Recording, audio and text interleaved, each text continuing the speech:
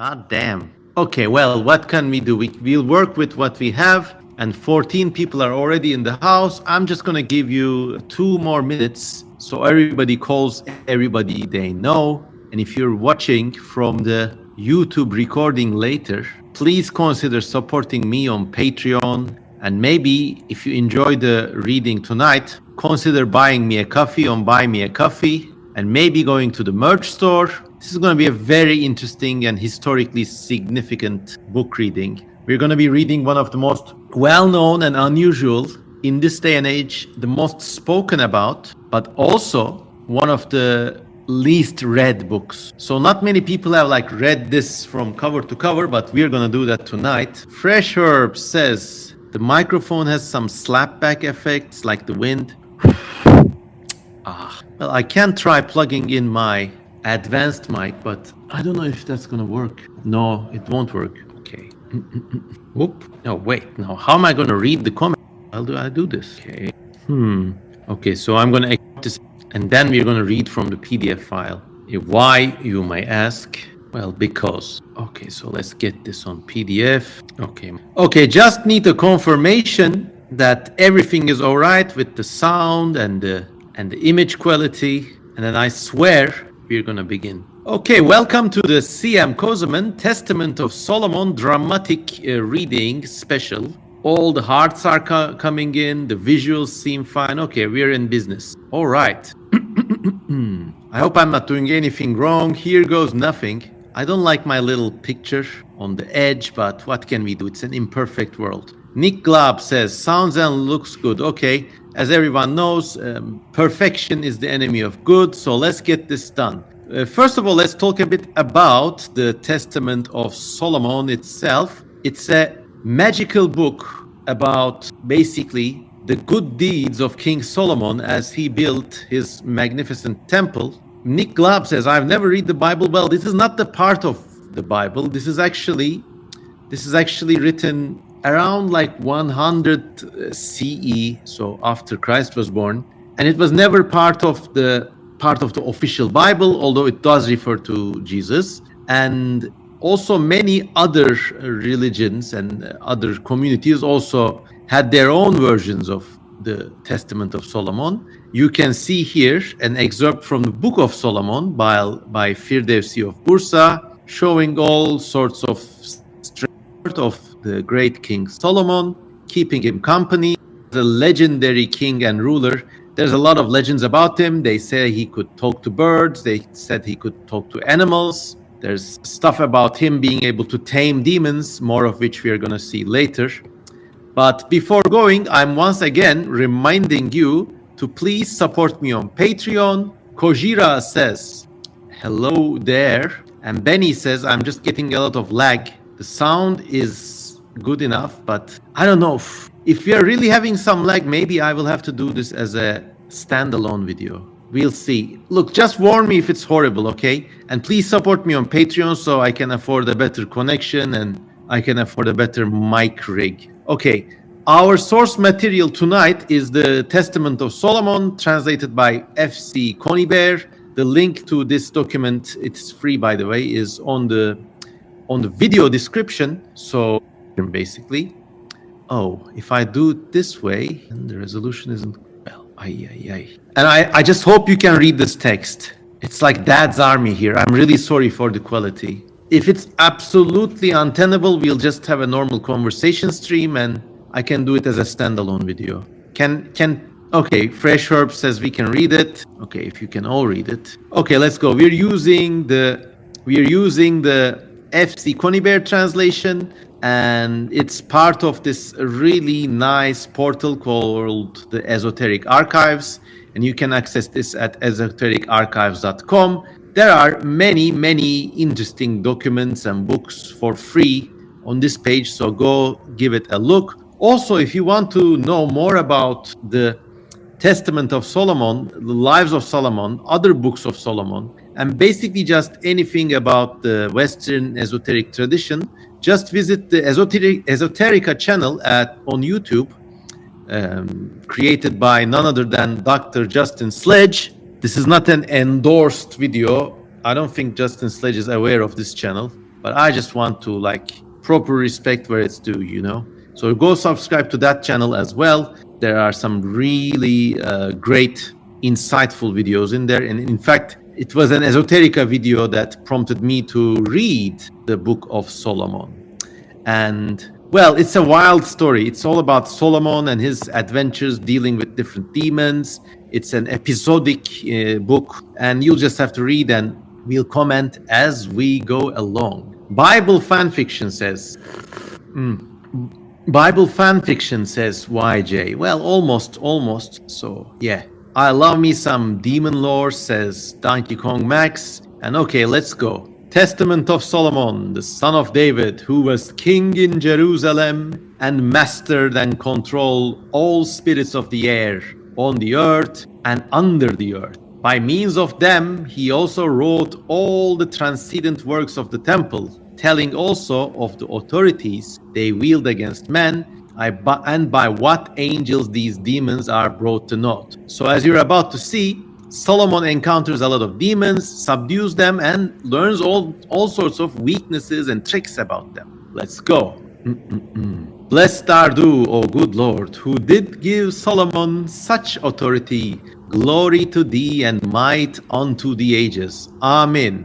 Amen. And behold, when the temple of the city of Jerusalem was being built, the artificiers were working thereat, meaning to say that people's architects and like tradesmen and decorators, everybody was working in the temple, okay? And there came about Ornias the demon, came among them toward sunset, and he took away half of the pay of the chief deviser's little boy, as well as his food. So this demon comes in, takes half the money, bitch better have my money, and also the food from this son of the chief carver or artificier or like some high up person working on the temple. This demon also continued to suck the thumb of his right hand every day, already getting kinky here. And the child grew thin, although he was very much loved by the king. So this kid was probably like a favorite in the work camp, and this demon just attacks him and sucks his thumb. Odd fixation. So King Solomon called the boy one day and questioned him, saying, "Do I not love thee more than all the artisans who are working in the temple of God? Do I not give thee double wages and a double supply of food? How is it that day by day and hour by hour you grow thinner?" But then the child said to the king, "I pray thee, O king, listen to what has befallen all that thy child hath. After we are all released from work on the temple of God, after sunset, when I lay down to rest, one of the evil demons comes and takes away from me 1/2 of my pay and 1/2 of my food. Then he also takes hold of my right hand and sucks my thumb." Under any other circumstance, I would crack a kinky joke right here, but yeah, this is like a clear case of exploitation, and the kid is wasting away. It's almost as if they're associating an illness with the demon. It's gonna get far more interesting. "And lo, my soul is oppressed, and my body waxes thinner every day. Now when I, Solomon, heard this, I entered the temple of God, and prayed with all my soul night and day, that the demon might be delivered into my hands, and that I might gain authority over him. And it came about through my prayer that grace was given to me from the Lord Sabaoth by Michael, his archangel," a name for God here. "He brought me a little ring, having a seal consisting of an engraved stone, and said to me, 'Take, O Solomon, king, son of David, the gift which the Lord God has sent thee, the highest Sabaoth. With it you shall lock up all the demons of the earth, male and female, and with their help you shall build up Jerusalem. But you must wear the seal of God.'" He gives him a powerful ring, "and this engraving of the seal of the ring sent thee is a pent-alpha, a pentagram." But also later on in history, there are quite eclectic depictions of this symbol. Nobody really knows what it is, but it was a symbol on this one ring this guy wore, and with it, he could rule over all the demons. YJ says, "Thumb-sucking demons, I don't know what to make of that. Do demons suckle? I don't know. Demon need to be dissed by Kendrick Lamar." Yes, definitely. goddamn. By the way, I have lost all respect for the artist formerly known as Drake. Customer care skeleton says, thumb-sucking demons? Gotta add it to my next story. Okay, but read on. How is your experience so far? Just let me know. How has your experience been? We're here for a long ride, everybody. Very biblical. Okay, it gets weirder, believe me. Like, I hope the glitches are not awful. 10 out of 10. Okay, you're enjoying it, then I'm happy. Loving it. Okay. I won't disturb the flow. And I, Solomon, was overjoyed and praised and glorified the God of heaven and earth. And the next day I called the boy and gave him the ring. Blink, take this. And at the hour in which the demon shall come unto thee, throw this ring at the chest of the demon, and say to him, in the name of God, King Solomon calls thee hither. And then do thou come running to me without having any misgivings or fear in respect of aught thou mayst hear on the part of the demon. So he's saying, kid, take this ring. It's got the power. Bing! Throw it onto him. So the kid took the ring, went off, and behold, at the customary hour, Ornias. The names are really cool. Like, in this book, you'll see lots of fine examples of wordsmithy, and they're like some incredibly cool and scary names. Ornias, the fierce demon, came like a burning fire to take the pay from the child. So it's a non-corporeal entity, like almost comes in like a smoke or fire. But the child, according to the instructions received from the king, threw the ring at the chest of the demon, presumably after it's materialized,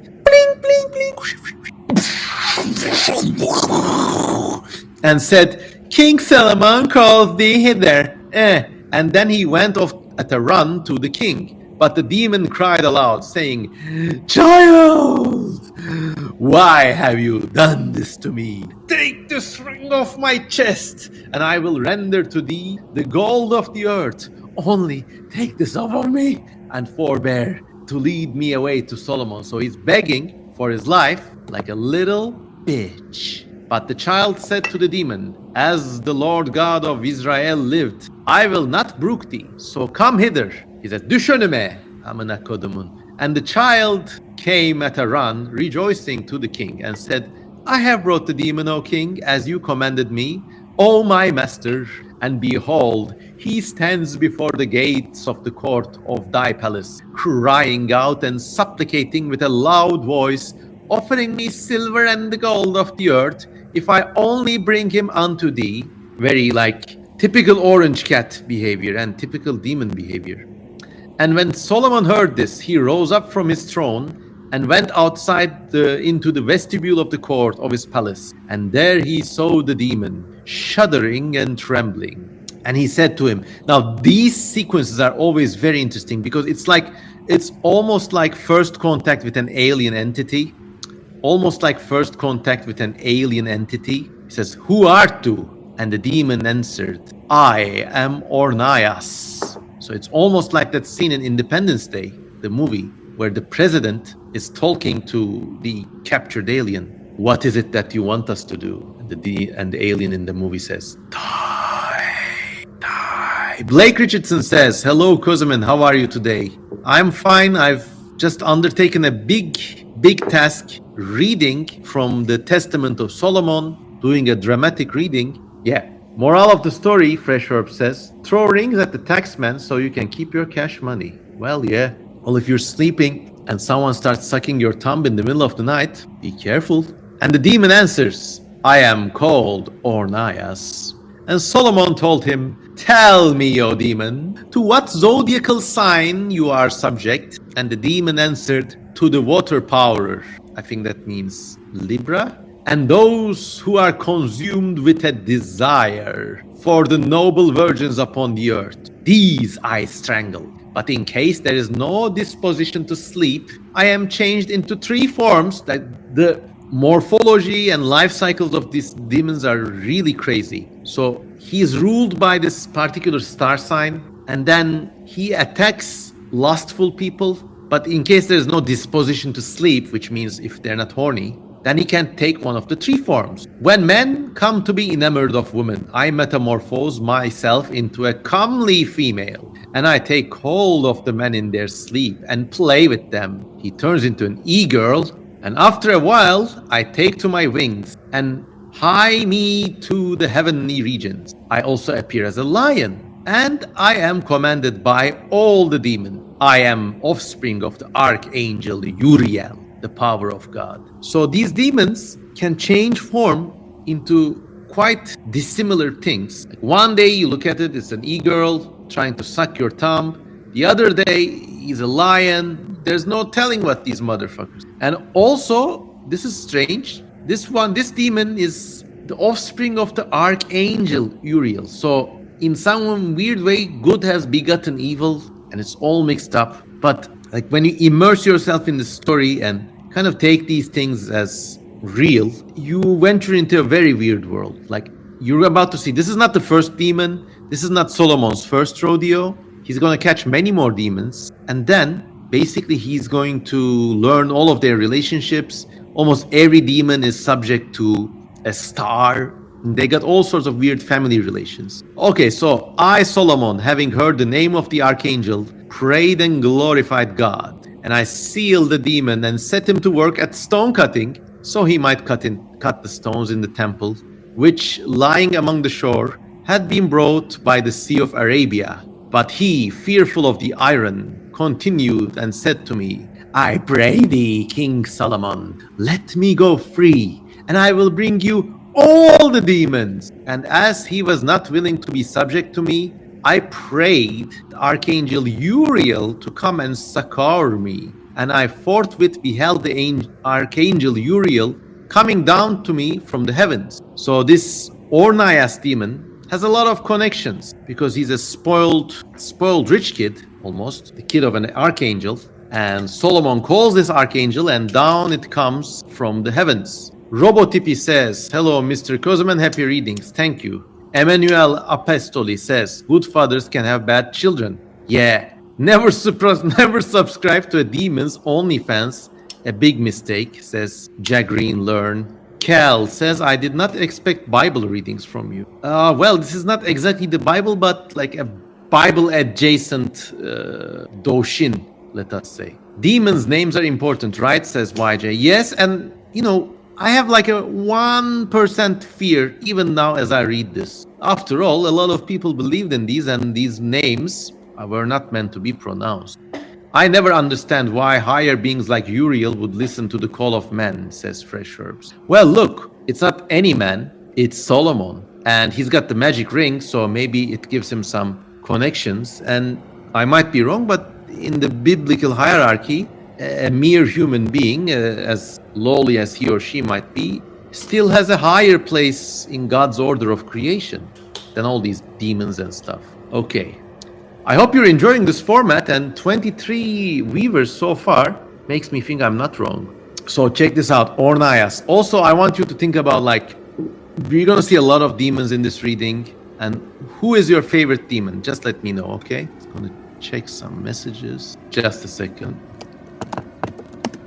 All right. Yep. So our archangel Uriel is coming down, and the angel bade the whales of the sea to come out of the abyss.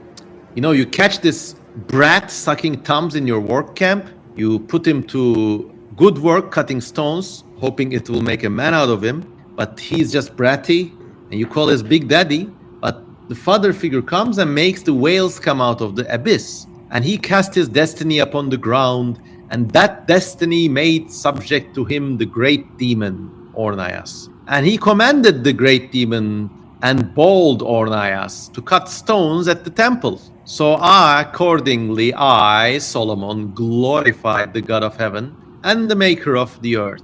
And he bade Ornias come with his destiny and gave him the seal, saying, away with thee, and bring me hither the prince of all demons. So Solomon calls Ornias' father, and he makes the whales come out of the abyss, and then makes Ornias obey Solomon, basically. So Ornias took the finger ring and went off to Beelzebul. Okay, so he's so cowed and cocked now that he goes and now he can work for Solomon, calling other demons, lesser demons. And he went off to Beelzebul, who has kingship over demons, good old Beelzebub. He said to him, "Hither, Solomon calls thee."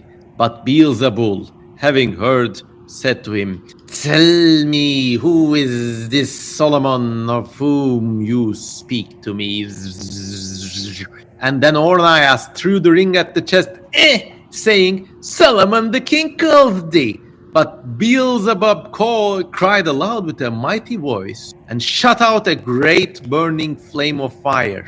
And he arose, followed Ornias, and came to Solomon. So he's going like turns into a jet of flame, and that's how they move about. This is very scary, by the way. Remember, this was written in the 1st century AD by a person who lived then. So you can see their imagination. Also, be careful of what words they chose. He jumps like a jet of fire, which I find very interesting. Okay, so Ornias is now cocked, and he just has summoned Beelzebub. "And when I saw the prince of demons, Beelzebub, I glorified the Lord God and said, Blessed art thou, Lord God Almighty, who have given to Solomon your servant wisdom, the assessor of the wise, and you have subjected unto me all the power of the devil.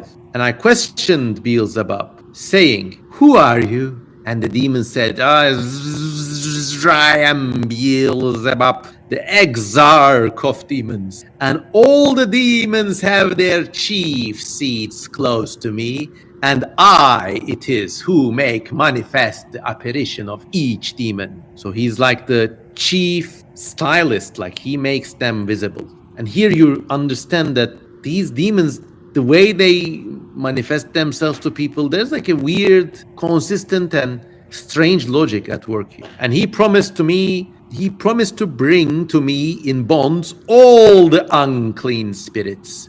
And I again glorified God, and as I do, always give thanks to him. So Ornias, his father came, got cocked, called Beelzebub. Now Beelzebub is given Solomon the authority to call all the demons. How is it going so far? How do you like it? KS says, the wisdom of Solomon is in the Apocrypha. Beelzebub sounds like Fogel the Lesser. Yeah. Yes. Bible, the extended universe, says Absent Fish. When you're smarter and higher, you care about more and more stuff, says Emmanuel Apostoli. Blake Richardson says, I like this very much. So now I think this is my favorite demon. Okay, so what does Solomon do? Of course, I asked Beelzebub if there were females among them. So he literally says, where's the chicks, man? Where's the demon baddies? And when he told me that there were, we got lots of baddies down in Demon Land, I said that I desired to see them. Oh, naughty Solomon. Takes one to know one. I would also like to see all sorts of hot demon e-girls if I was endowed with such powers. More than just see. So Beelzebub went off at high speed, gotta go fast, and brought onto me Onoskelis. The name alone is giving me a rise, and I'm afraid I might tilt the table from under me. Onoskelis, that had a very pretty shape and the skin of a fair-hued woman, and she tossed her head. Oh God, what that head do? It's getting hot in here. Whoa. Well, you're gonna have a lot of whoa moments. Remember, this is a quote-unquote sacred book. Like when I was reading this for the first time, this is not my first reading. I read it a full time before presenting so that I know what I'm getting my hands into. And I was like, whoa, Onoskelis. And then, so she's like a very pale-skinned, sexy girl. And she has come. I said to her, tell me, girl, who are you? But she said to me, maybe a bit bratty here, I am called Onoskelis, a spirit wrought by Saturn, maybe, lurking upon the earth. There is a golden cave where I lie, but I have a place that ever shifts. So she's like a roaming, rambling hoe. At one time, I strangle men with a noose. At another, I creep up from the nature to the arms. In marginalia, it says worms. So maybe she creeps up from where the snakes live and stuff. So like hot girl with a choke fetish, lives in caves, likes nature, snake stuff. Find me and marry me. But my most frequent dwelling places are the precipices, the caves, the ravines. Demon is also into urbexing. Oftentimes, however, do I consort with men in the semblance of a woman, and above all, those with a dark skin. So she likes men with dark skin, I don't know. For they share my star with me. Since they it is who, privately or openly, worship my star, without knowing that they harm themselves, but whet my appetite for further mischief. Naughty, naughty Onoskelis. For they wish to provide money by means of memory, but I supply a little to those who worship me fairly. So Onoskelis has all these quote-unquote dark-skinned simps who worship her and also her star and maybe ask for money, but true to baddie tradition, Onoskelis only gives a little to those who worship her fairly. I mean, just, yeah. Emmanuel Apostoli says, my kind of girl. Yes, I mean, we all have a death wish in here, huh? Not a lot of sunlight in hell. Okay.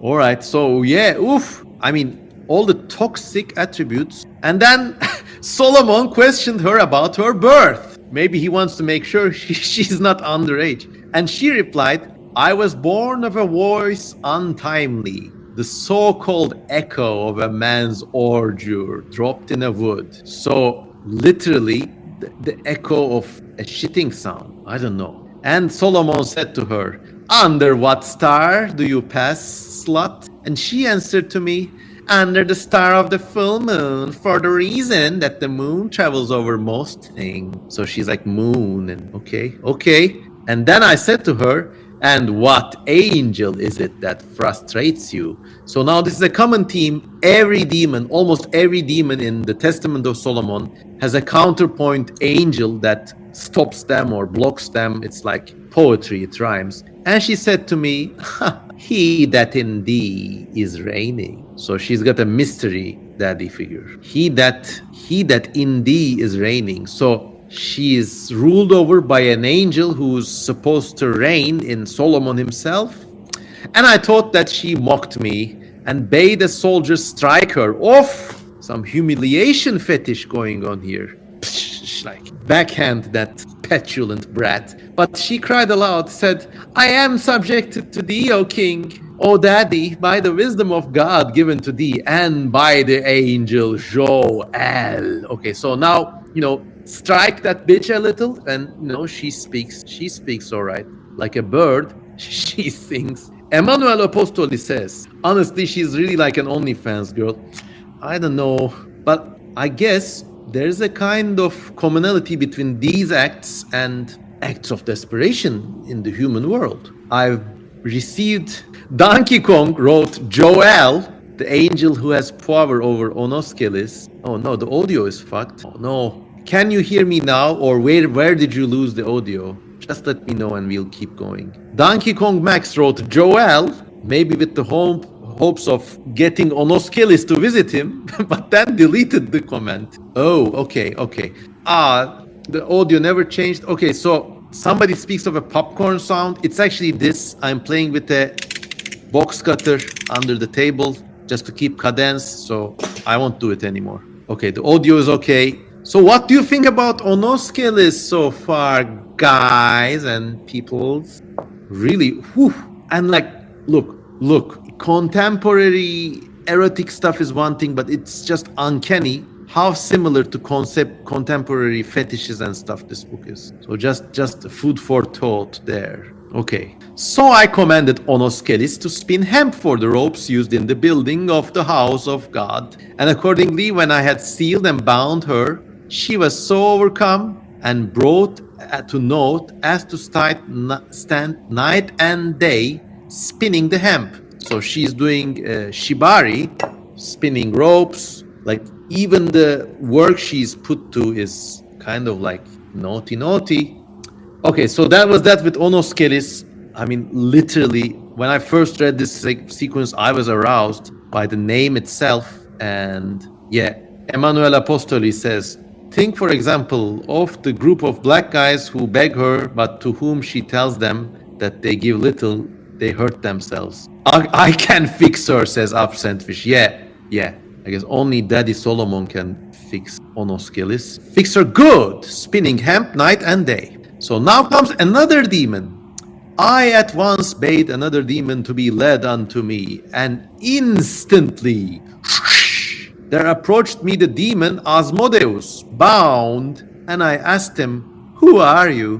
But he shot me a glance of anger and rage like a cat, and said, and who are you? And I said to him, thus punished as you are, you speak back at me? Slave, how dare you speak back at me? But he with rage said to me, but how shall I answer thee? For you are the son of man, whereas I was born an angel's seed by a daughter of man, so that no word of our heavenly kind addressed to the earthborn can be overweening. So Asmodeus was born when an angel bred a lady. Wherefore also my star is bright in heaven, and men call it some the way, and some the dragon's child. I keep near unto the star. So ask me not of many things, for thy kingdom also after a little time is to be disrupted, and thy glory is but for a season, and short will be thy tyranny over us.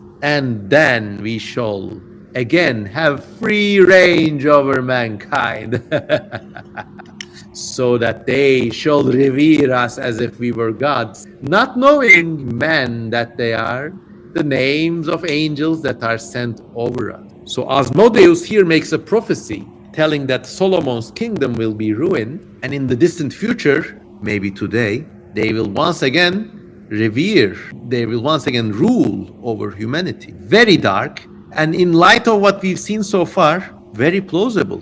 I mean, I can name instances where the spirit of �TESTAMENT has infected hundreds, thousands, ruined lives. Women want to be her and men want her. And I, Solomon, on hearing this, bound Asmodeus more carefully and ordered him to be flogged with tongues of oxhide, and to tell me humbly what was his name and what is his business. A little pain sets them right. You can't be soft against these demon bitches. And he answered me, I am called Asmodeus among mortals, and my business is to plot against the newly wedded, so that they may not know one another. And I sever them utterly by many calamities, and I waste away the beauty of virgin women, and estrange their hearts. So this is heartbreak has been hotel demon, separating newly married couples, preventing them from knowing one another, which is to say, having intercourse, and wasting away virgins. And I said to him, is this your only business, asshole? And he answered me, I transport men into fits of madness and desire when they have wives of their own, so that they leave them, and they go off by night and day to others that belong to other men, with the result that they commit cuckoldry and sin and fall into murderous deeds. So, story as old as time, men going wild, abandoning their marriages. Takuteira says Kim Kardashian.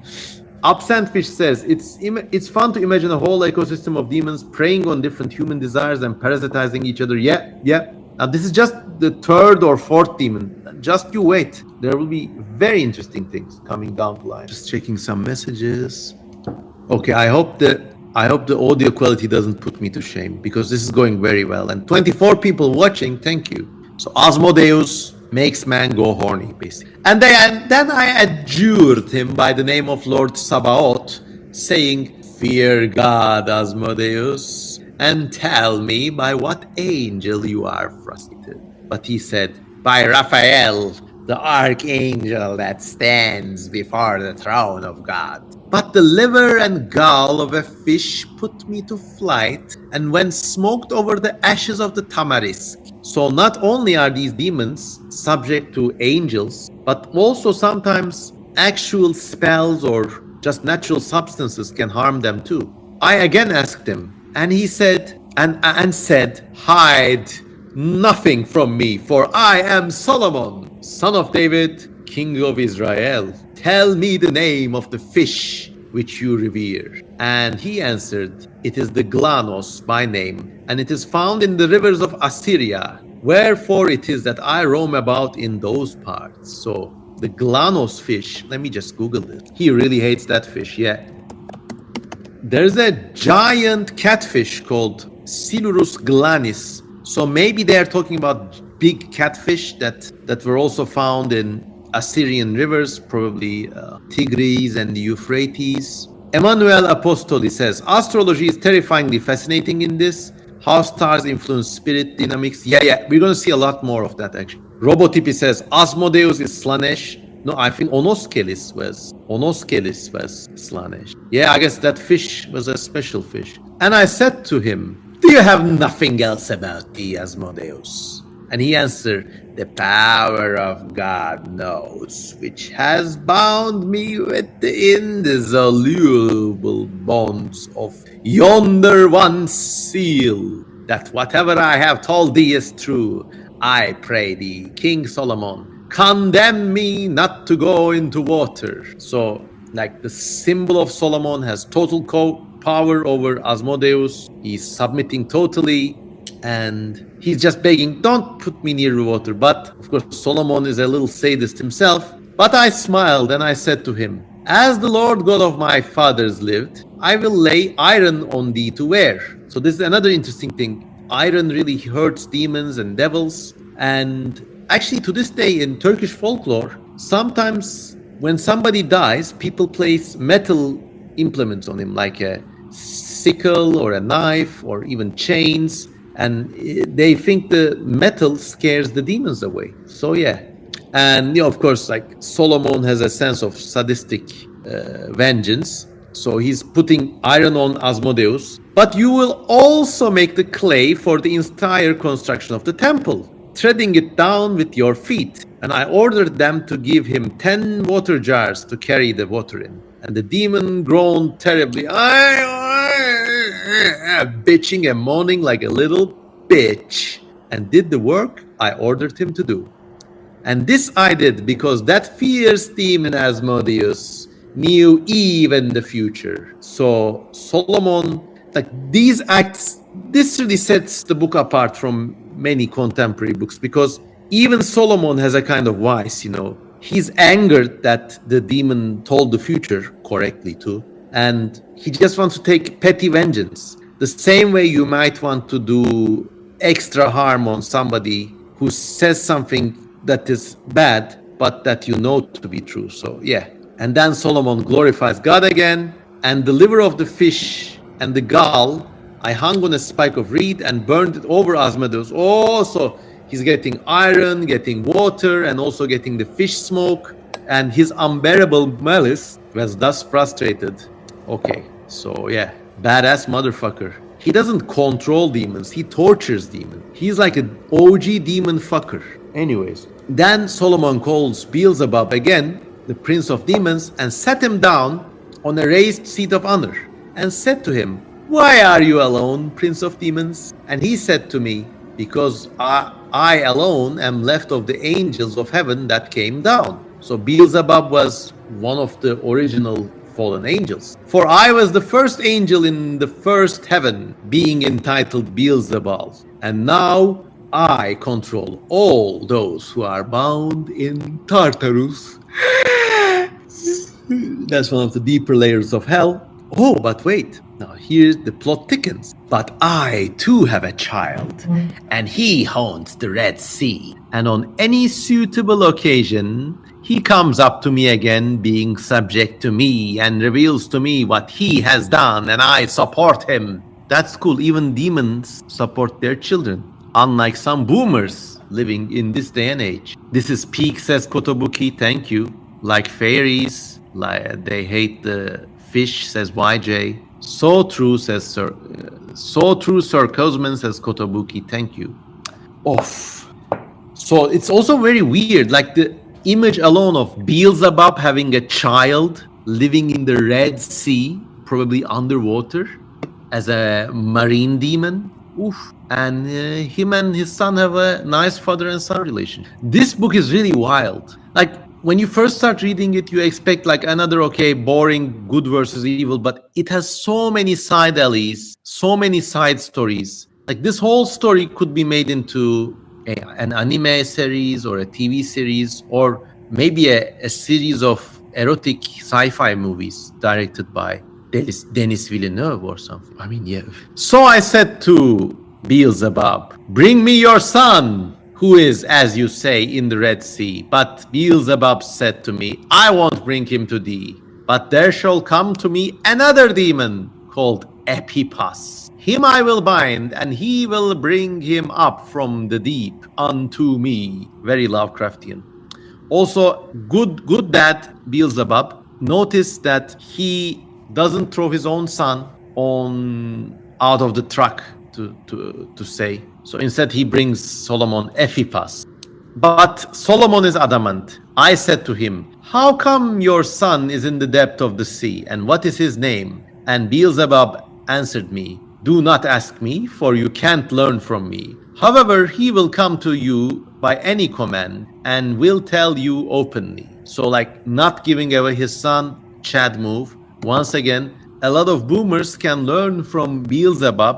At least he has the decency to protect his own child. But anyways, so Solomon keeps on speaking to Beelzebub.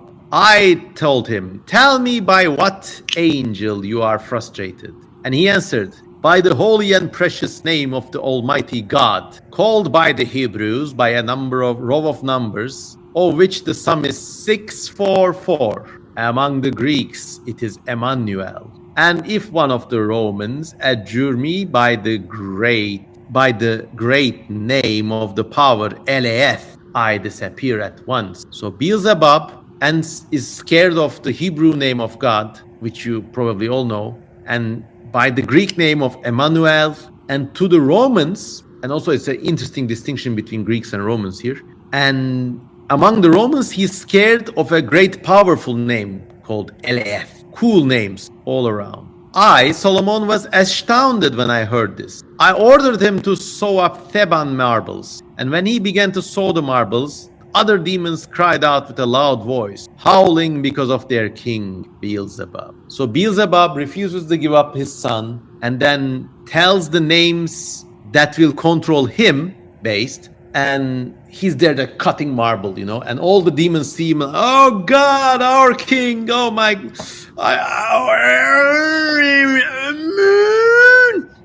and stuff like that."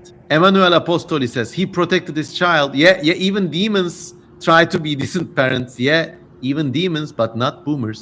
Emmanuel Apostoli, "It is me, Emmanuel." Oh yeah, your name. C Cyborg says, "Hello, Mr. Kosemen. It's been a while since I could catch one of your streams." Fresh Herb says, "I will take these clips out of context." Well, I think the the Onoskelis sequence gave you enough compromat to last you a lifetime, did it not? Check some messages. Absentfish says, "Do you have access to the indices in the text, or can you tell the edition you are reading from?" Well, you can just check the link in the video description. I provided it earlier. It is the esotericarchives.com translation by FC Conybear, esotericarchives.com. And once again, as long as we're discussing links, support me on Patreon and buy me a cup of coffee, damn it. I mean, every penny really counts, really makes a difference. Okay, so Beelzebub. So we got Onoskelis making rope. We got Asmodeus really having a hard time making clay. Beelzebub is making cutting marble, regular work camp here.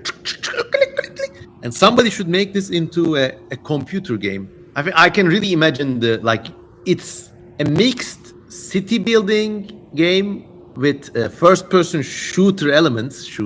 So these different demons come to you and you must deal with them. For the Onoskelis DLC, it also supports flashlight compatibility. So you subdue the demons and set them to work. And then in between the demon fight sequences, which are first person, you have the city builder mode. So you got all the demons in an isometric map, like making clay and working. Really fun game.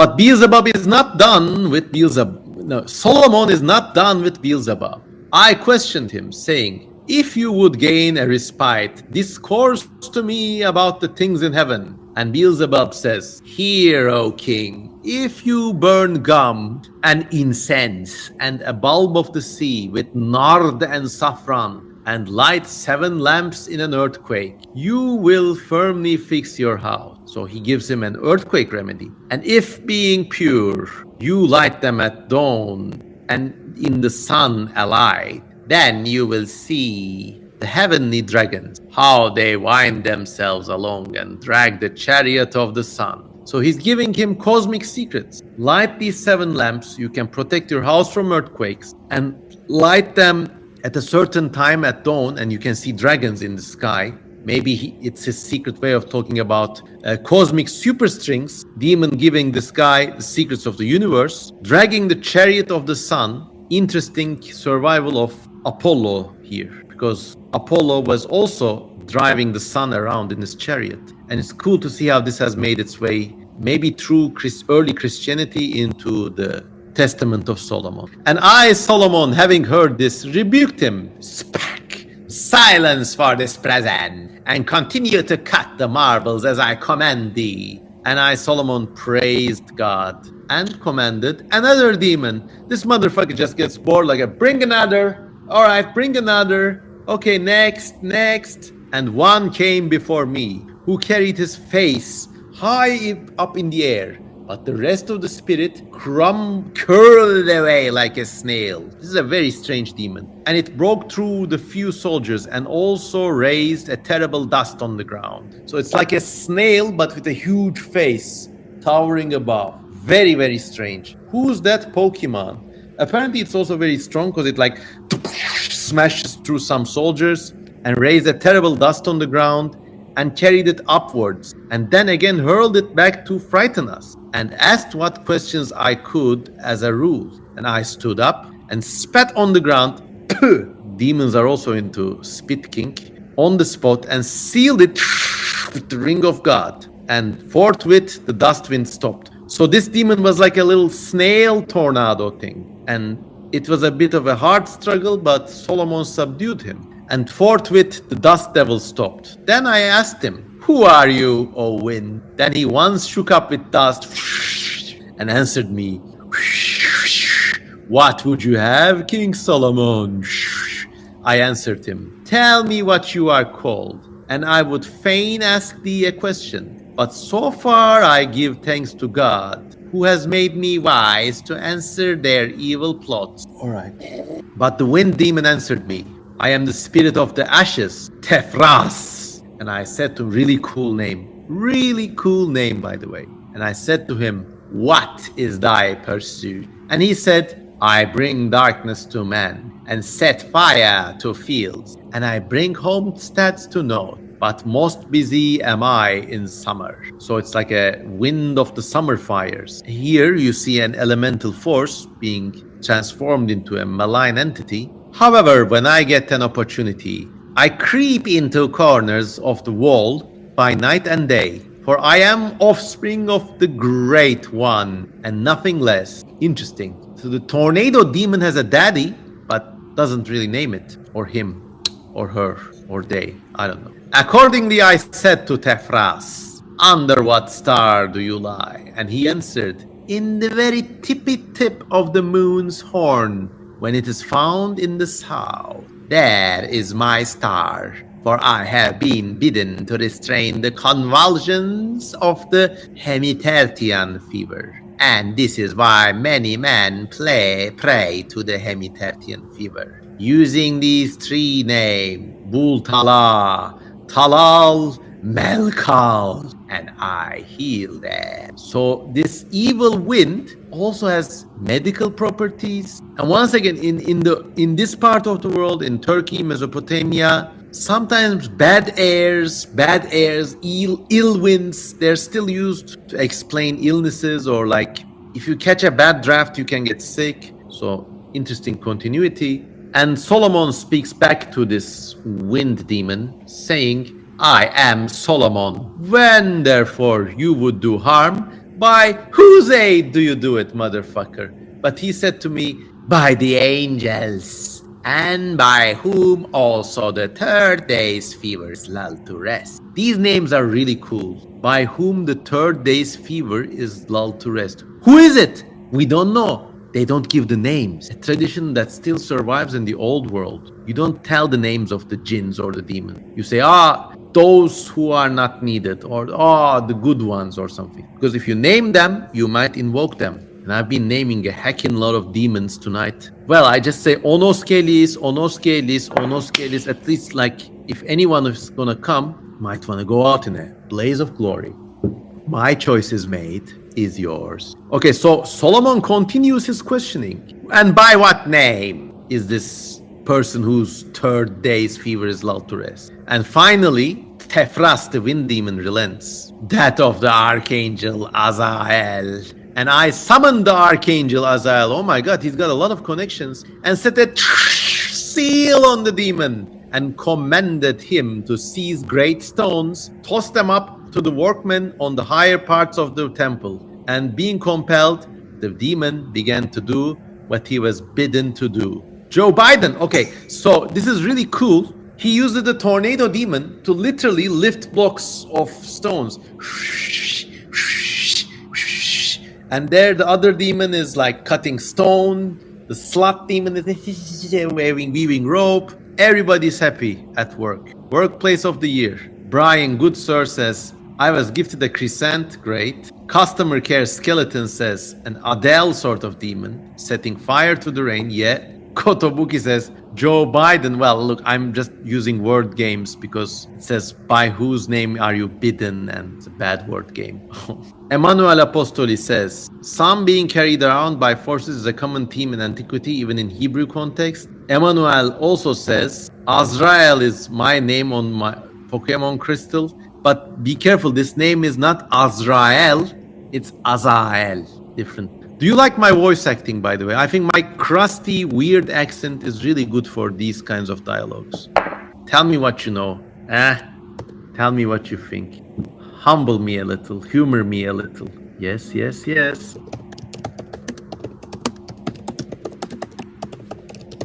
Immaculate voice acting. Romulus says, your voice acting is a lot of fun, brings it to life. Customer care skeleton says, your voice acting is great, especially the sound effects. Very fitting to every character, yeah. Although I would wish we would have some lady YouTubers or social media people to play act the characters like Onoskelis and others we're about to see. Okay, let's go. By the way, this slideshow I made out of this document has 92 slides and we're only on page 32.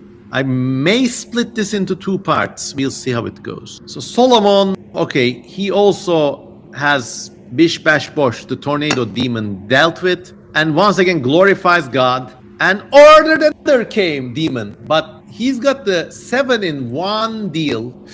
It's getting hot in this one too. I like this so much. So instead of one demon, there came 7 spirits, female, bound and woven together. So imagine like 7 hot girls in shibari, bound together, fair in appearance and comely. Hala, hala, hala. And I, Solomon, seeing them, what happened to you? Questioned them, that's what you call it these days, and said, who are ye? But they, with one accord, said with one voice. This is extremely scary. And like, it's the kind of fantasy that makes my dick want to go into my body out of fear, but also come out because it's just so hot. Off. You got the sweating face emoji all over the place. You got 7 hot girls, ravishing hot. I don't know, but they all talk with one voice. How scary. I mean, it's a primordial lust for cis men like your poor servant here. You know, if you get 7 hot girls, ooh! But if they all start speaking with one voice, then what the fuck?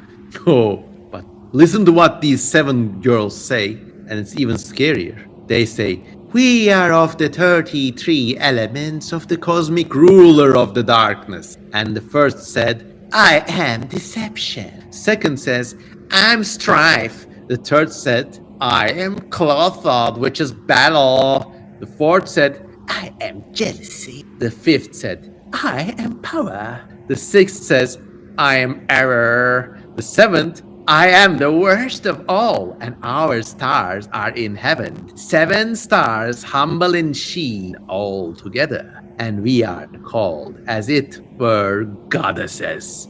We shall change our places, all and together we live. Sometimes in Lydia, which is in Turkey these days, haba haba. Sometimes in Olympus, which is also in Turkey near Antalya, and sometimes in a great mountain, and sometimes in my link tree. Okay, so who would you choose? Who would you choose, guys? King Kamishro says, I feel like I was there. I fought a piss poor demons from my armchair, pests. King Kamishiro says, do you think they're lesbians? I think they're pansexual, every which way. But who would you choose? If imagine you like women, and these 7 demons come into your house from a mountain. Would you choose power? Would you choose jealousy? Would you choose clothod, which is battle? Actually, it would be very cool to like imagine how these look and just to draw them and like render them as maybe anime type characters and stuff. Customer care skeleton says they will get all the money on the divorce, so I don't choose any smart guy. I am personally like on the fence between error, because error sounds like a kind of clumsy but ultra introverted, shy, hot goth girl, skinny. I mean, like power is this like buff, maybe AR-15 toting gun mama character, that's for sure. Jealousy is, I don't know, this like big-eyed, terrible, seductive but terrible lady you don't want to mess with. King Kamshiro says, I unironically choose deception. Okay. 7-star mummy. Memo, you have to draw them. Oh.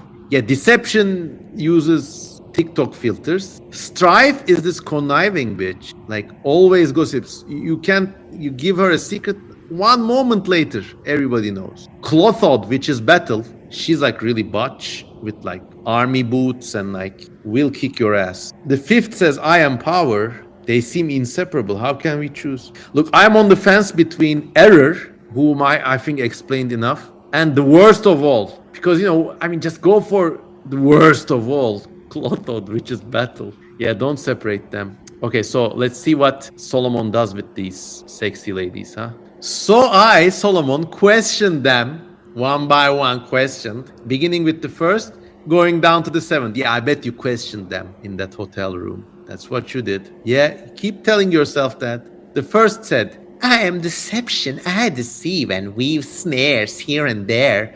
I whet and excite heresies. But I do have an angel who frustrates me. Lachmel halal. And so, like, each of these bad bitches has an angel which ruins them. They're like the OG bad boys that, I don't know, they suicided over or shit. And then, the 2nd angel says, I am strife of strifes. I bring timber, stones, hangers, my weapons on the spot. I have an angel who frustrated me. Baruch Haliel. And you can see the scars. The 3rd one says, I am called Clothod, which is battle, and I cause the well-behaved to scatter and fall foul on one another. And why do I say so much? I have an angel that frustrates me. Marmarath.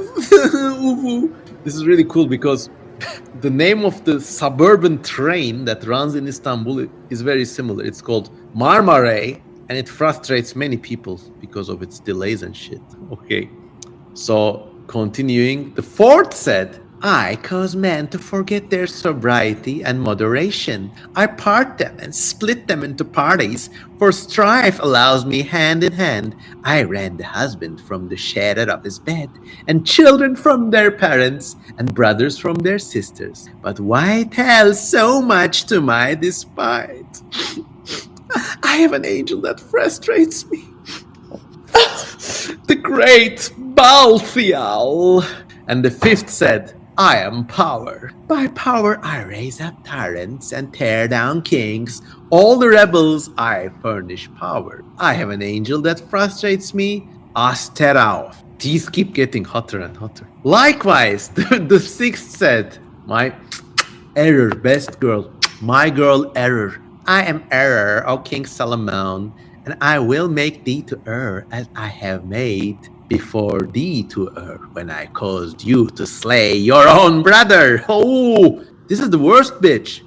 Solomon apparently did kill his own brother in earlier biblical lore, so make of this what you will. It was this bad bitch, this BPD baddie, all along. I will lead you into error, as so to pry into graves, and I teach them that dig, and I lead errant souls away from all piety, and many other evil traits are mine, but I have an angel to frustrate me. You're real. All right, so the seventh says, I am the worst, and I make thee worse off than you were, because I will impose the bonds of Artemis, but the locust will set me free, for by means thereof it is fated that you shall achieve my desire. For if one was wise, he would not turn his steps towards me. Oh, God. Oof. I need to drink. Oof, the worst. If you're wise, you don't turn your steps to me. Oof! Woo, daddy! Everybody's laughing. All right, well, you've seen what you've seen. And the Academy Award goes to, one day, instead of 32 of you loving, caring fans, I will have millions listening to my shit, and maybe. It's so much fun. Okay, so she's literally saying, I'm a bad girl. I'm not good for you. Don't come to me. Okay, so I, Solomon, having heard and wondered, sealed them with my ring. And since they were so considerable, I bade them dig the foundations of the temple of God. For the length was 250 cubits, iyi geceler. And I bade them be industrious, work hard, bitches. Whoosh, and with one murmur of joint protest, so even when they're bitching and moaning, they're bitching and moaning as one voice. That's a cute and immersive addition. So these bitches are now digging the foundations, toiling away in mud. If you're wise, you don't turn your steps to me, say Apostoli. It's the kind of imagine a really beautiful woman with that exact phrase as a quote unquote tramp stamp tattoo. Could ruin my life any day. Let's go. So now, between Onoskelis and these 7 baddies, I am really, I was torn. But I, Solomon, glorified the Lord and bade another demon, come on, man, you just had 7 girls. Another demon come before me. And there was brought to me a demon having all the limbs of a man, but without a head. So from the sexy zone, we go to uncanny territory right away. And I, seeing him, said to him, tell me, demon, who are you? And he said to me, I am a demon. And I said to him, which? And he answered to me, I am called Envy, for I delight to devour heads, being desirous to secure for myself a head, but I don't eat enough, but I am anxious to have such a head as do have. So good metaphor there. Envy makes people forget themselves. So he's a headless demon, and he eats heads, and he has none. So Solomon, hearing this, sealed him, stretching out my hand against his chest. And whereupon the demon leapt up and threw himself down, saying, woe is me, where am I come to? O traitor Ornias, I cannot see. Remember, it was Ornias who started this whole shebang by going under Solomon's command. So I said to him, I am Solomon. Tell me how do you manage to see? And he answered me, by means of my feeling. So it's an eyeless, headless demon that can see with his feeling.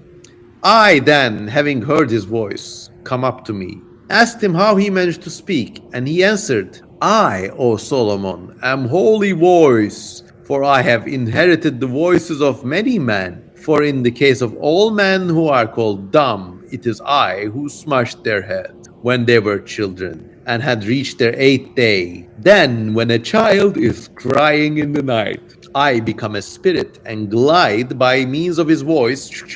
And in the crossways also have I many services to render. and my encounter is fraught with harm. So it's another common theme in world religion and folklore. You always meet the devil in the crossroads. So it's all happening in the crossroads. For I grasp in all instant a man's head, and with my hand, as if with a sword, I cut it off. So he's got judo chops, and he puts it on himself. And in this way, by means of the fire which is in me, through my neck, it is swallowed up. Really dark and scary scene of body horror. So he meets people, tears their head off, puts it on his own head, and there's a fire in him.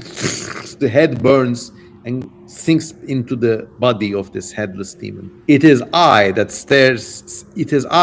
sends grave mutilations and incurable on men's feet and inflicts sores. Once again, associating a demon with a medical emergency. Spooky, says Blake Richardson.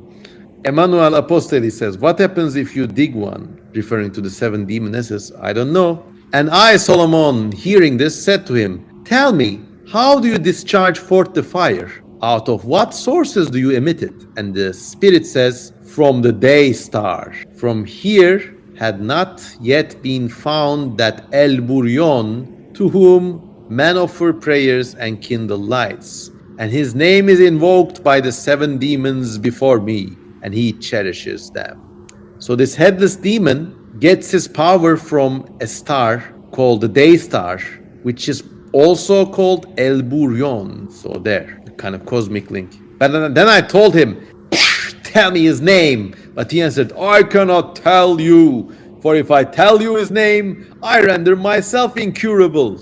But he will come in response to his name. And on hearing this, I, Solomon, told to the headless demon, tell me then, by what angel you are frustrated? And he answered, by the fiery flash of lightning. And I bowed myself before Lord God of Israel, and bade the headless demon remain in the keeping of Beelzebul until Eax should come. Who or what Eax is not clear. And then, so this was really scary, like a very sobering chapter after the weird 7 ladies special. All right. Then I ordered another demon, familiar, and there came into my presence a hound, a dog, having a very large shape, and it spoke with a loud voice, and said, Hail, Lord King Solomon! And I, Solomon, was astounded. I said to it, Who are you, O hound? And it answered, I do indeed seem to you a hound, but before thou wast, O King Solomon, I was a man that wrote many unholy deeds on earth. I was surprisingly learned in letters, so he's a villain, was very smart in his time on earth, and was so mighty that I could hold the stars of heaven back. And many divine works did I prepare, for I do harm to men who follow after our star and turn them into nobody knows. Because there's a missing piece in the original document there. And I seized the frenzied men by the larynx and destroyed. Find them and destroy them. And I, Solomon, said to him, What is your name? And he said, Rabdos, the staff. And I said to him, What is your employment? And what results can you achieve? So he's giving him a job interview. This staff named demon who was once a very strong villain on earth, but now looks like a big dog. Okay. And to the job interview, Rabdos says, Give me your man, Solomon, and I will lead him away into a mountainous spot, and will show him a green stone tossed to and fro, which you may adorn the temple of the Lord God. So this demon is not so bad. He readily submits to Solomon, and he promises to show him a fancy green stone. And I, Solomon, on hearing this, ordered my servant to set off with him, and to take my finger ring bearing the seal of God with him. And I told him, Whoever shall show you the green stone, seal him with this ring, and mark the spot with care, and bring me the demon. And the demon showed him the green stone, and he sealed it. So basically Solomon sends his errand boy to go along. Okay. And basically they see where the stone is, and then the boy seals the demon and then brings him back. And I, Solomon, decided to confine with my seal on my right hand the two, the headless demon, likewise the hound that was so huge. So he should be bound as well. So the headless demon and the big dog demon, they go into his right hand somehow, maybe as tattoos, I don't know. And I made the dog keep safe the fiery spirit, so that lamps, as it were, might by day and night cast their light through its mouth onto the artisans at work. So he puts the headless demon in the dog's mouth and uses him as a doggy lamp. Smart guy, Solomon. Great resource management. This really needs to be a computer game. You really need to like catch these demons, maybe fight them, gain experience points, solve puzzles to fight them, and then put them in the best work and build the temple. And it would be a great game, don't you think? Solomon, king of HR, says customer care. Yeah. Yeah, this is an incredible book, don't you think? It's so non-linear. It is linear. There's a theme, there's a like repeating motive, but every demon has a different wild adventure. I love this so much. When I first read this, I legitimately thought about making surreal paintings to accompany it, but maybe a future project. This is recorded for training purposes. The head melting envy fire as a lamp in the dog's mouth. So swag, yeah. I find this book very intriguing, yeah. And this is one of the tame ones. I mean, it's so modern. There's a sense of humor, there's a sense of eroticism, there's a sense of curiosity, wonder, fear. It's a very, very modern book. Okay, so they take the green stone, and I, Solomon, took from the mine of that stone, 200 shekels for the supports of the table of incense, which was similar in appearance. So basically, Solomon mines the stone, that is to say, cut it, and it makes him 200 shekels, and then he uses them for, like, once again, there's a game mechanic, computer game mechanic right there. And I, Solomon, glorified Lord God again, and then closed around the treasure of that stone. And I ordered afresh the demons to cut marble for the construction of your temple, and prayed to God, saying, by what angel are you frustrated? And the demon, I think the big dog demon, said, oh, by the great Briseus. Cool name. And I praised the Lord God and bade another demon come forward. And then there came to me one in the form of a lion roaring. And he stood and answered me, saying, O king, in the form which I have, I am a spirit quite incapable of being perceived. On all men who lie prostrate with sickness I lead, coming stealthily along, and I render the man weak, so that his habit of body is enfeebled. But I have another glory, O king. I cast out demon, and I have legions under my control. I am capable of being received in my dwelling places, along with all the demons belonging to the legions under me.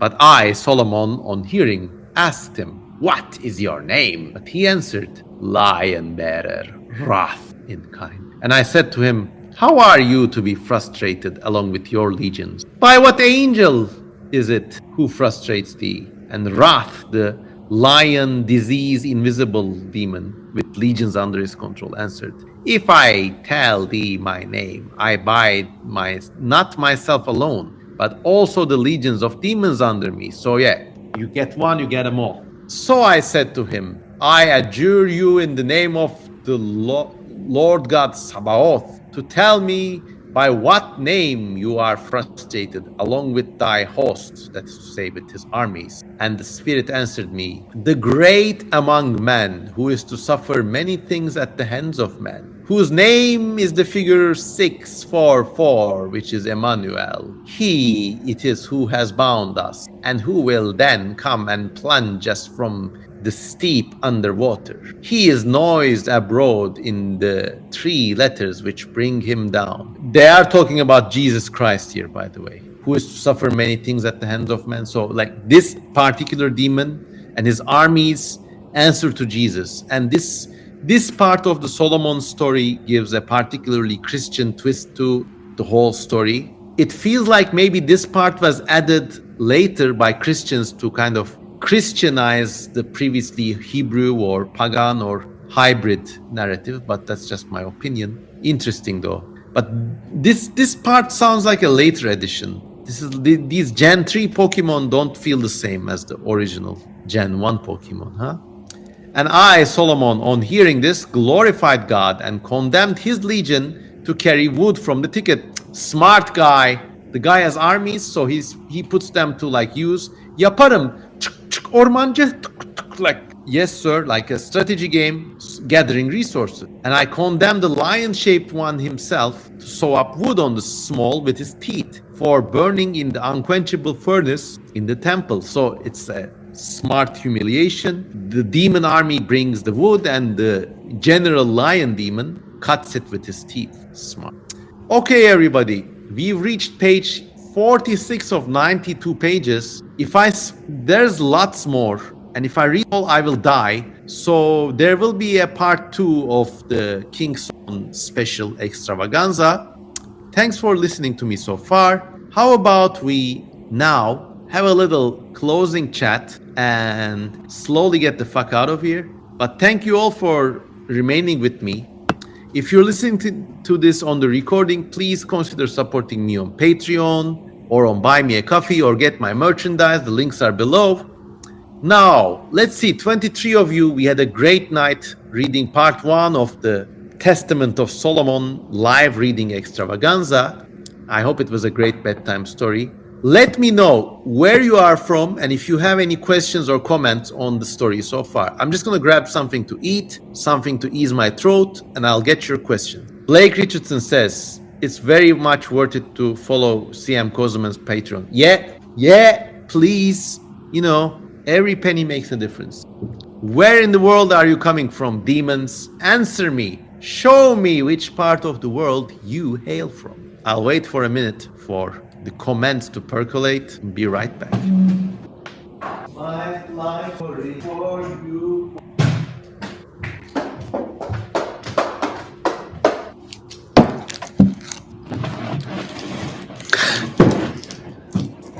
Why did Solomon vanish?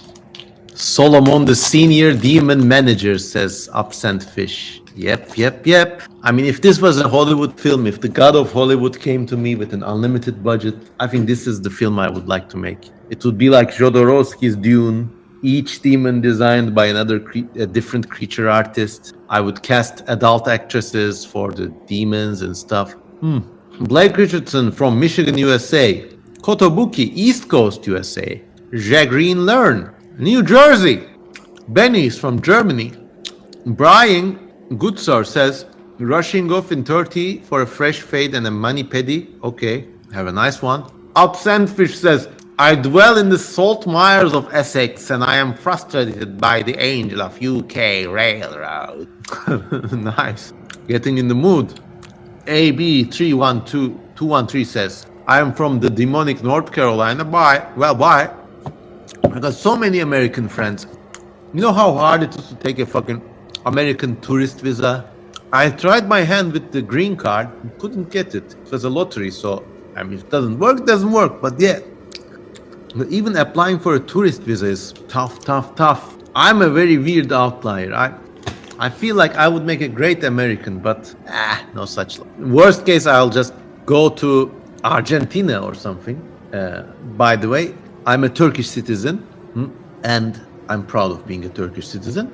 And Argentina grants entry to Turks. So a lot of people go to places like Argentina or Nicaragua or wherever, and then walk the Darien Gap as a last resort. And they illegally move to the States. And I'm very confident that out of all nations, I think Turks, with their strengths and fallings, are some of the best suitable people to be Americans. King Kamishiro says, I am from West Coast, Oregon. There's nothing here. I've actually driven there.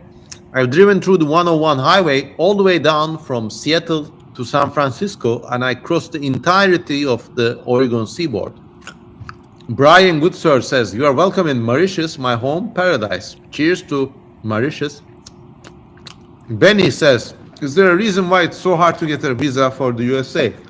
I don't really know how much.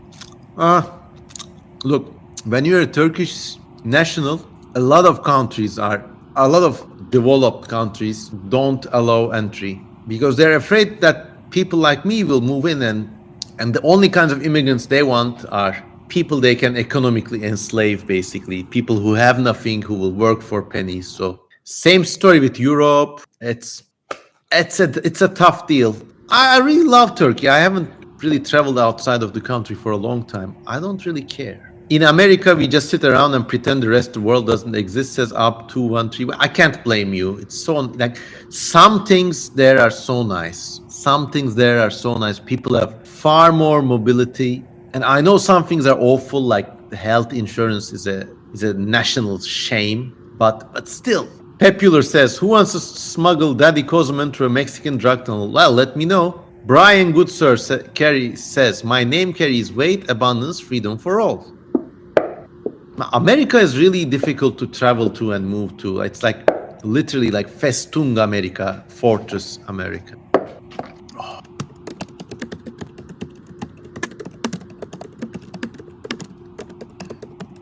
Volunteering. Literally, if it comes to something like this, I will put out a call saying who wants to hide me in their cellar or something. Okay, everyone. Any last questions or comments? It's been 2 hours. I had a wonderful night. I'm glad we did this thematical thing, and I will follow this up later this week. We will have a part 2 of the Testament of Solomon reading. Brian Goodsir says, I'll fly you in my jet. Sir, if you got a jet, might I interest you in supporting me on patreon.com? It will really help me. Kotobuki says, I'll feed you American microplastics. Don't worry, the plastics you recycle get shipped to places like Turkey or Indonesia and just thrown into the environment here. Customer Care Skeleton says, all tomorrows is great. Big fan, thank you. Popular says, my cousins had to spend years petitioning for my grand-uncle to come to the US. Yeah, even if you have relatives there, it used to be easier. Like, up until like 15 years ago, you could find a job and just move there if you had a sort of white collar job. I support Patreon already, says Brian Goodsir. Well, thank you so much. Cheers. Really, thank you. I had my milk. I had my Carman couple chocolate bars.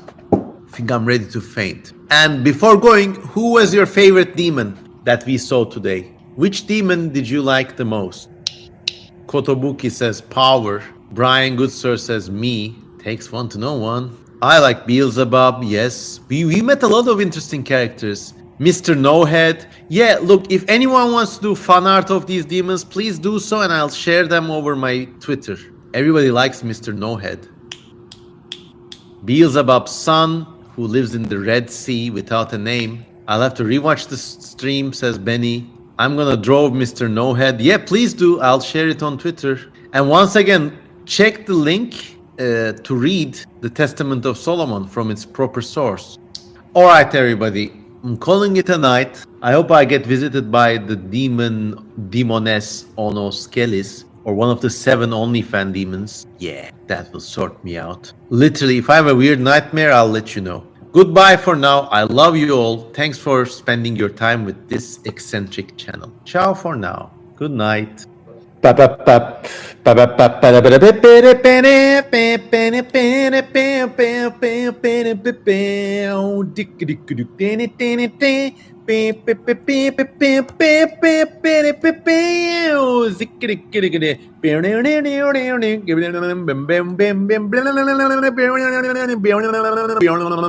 Hello, everybody, and welcome to the second part of the Testament of Solomon live reading stream. Good afternoon, Kosemen, says Cookies. Hello, hello, hello. All right. Eating some veggies for lunch, says Lorelai Sinal. Yeah, well, these are just cucumbers to get my vocal cords unlocked. So, yeah.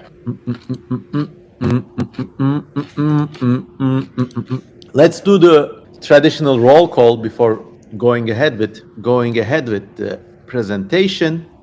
And yeah, we are doing the Testament of Solomon. Let's hear where everybody is from, though, and then we will get this show on the road. Where is everybody hailing from? I probably know all of you in person now, but still, for posterity, And if you're watching this later on YouTube, please leave a comment, like, and subscribe. Blake Richardson from Michigan, USA. Boris Chonev from Bulgaria, but in Germany. Jagreen Learn from New Jersey, US.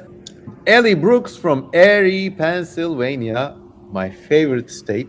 Dan McAleer from Scotland. Ocelot from Ukraine. Hang in there. I hope things are great. Well, as great as they can be.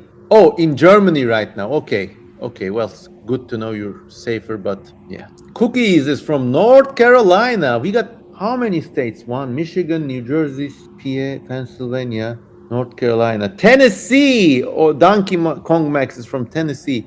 5 states represented. Really nice. Well, where would I be without my American and British Isles friends? Really, I mean, since the day I was online, 70%, perhaps even more, of all my audience comes from the States. The remaining 20% comes from the Anglo world, UK, Australia, New Zealand, Canada, and then maybe 2% comes from Turkey.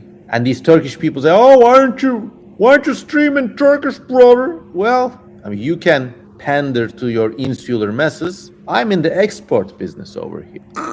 Clam James, Ireland, now and forever. Yes. Cookie says, free Kosemen States of America. Well, yeah. One day I will join you all and we'll have a live event, a book signing, or I don't know, a meetup or some stuff.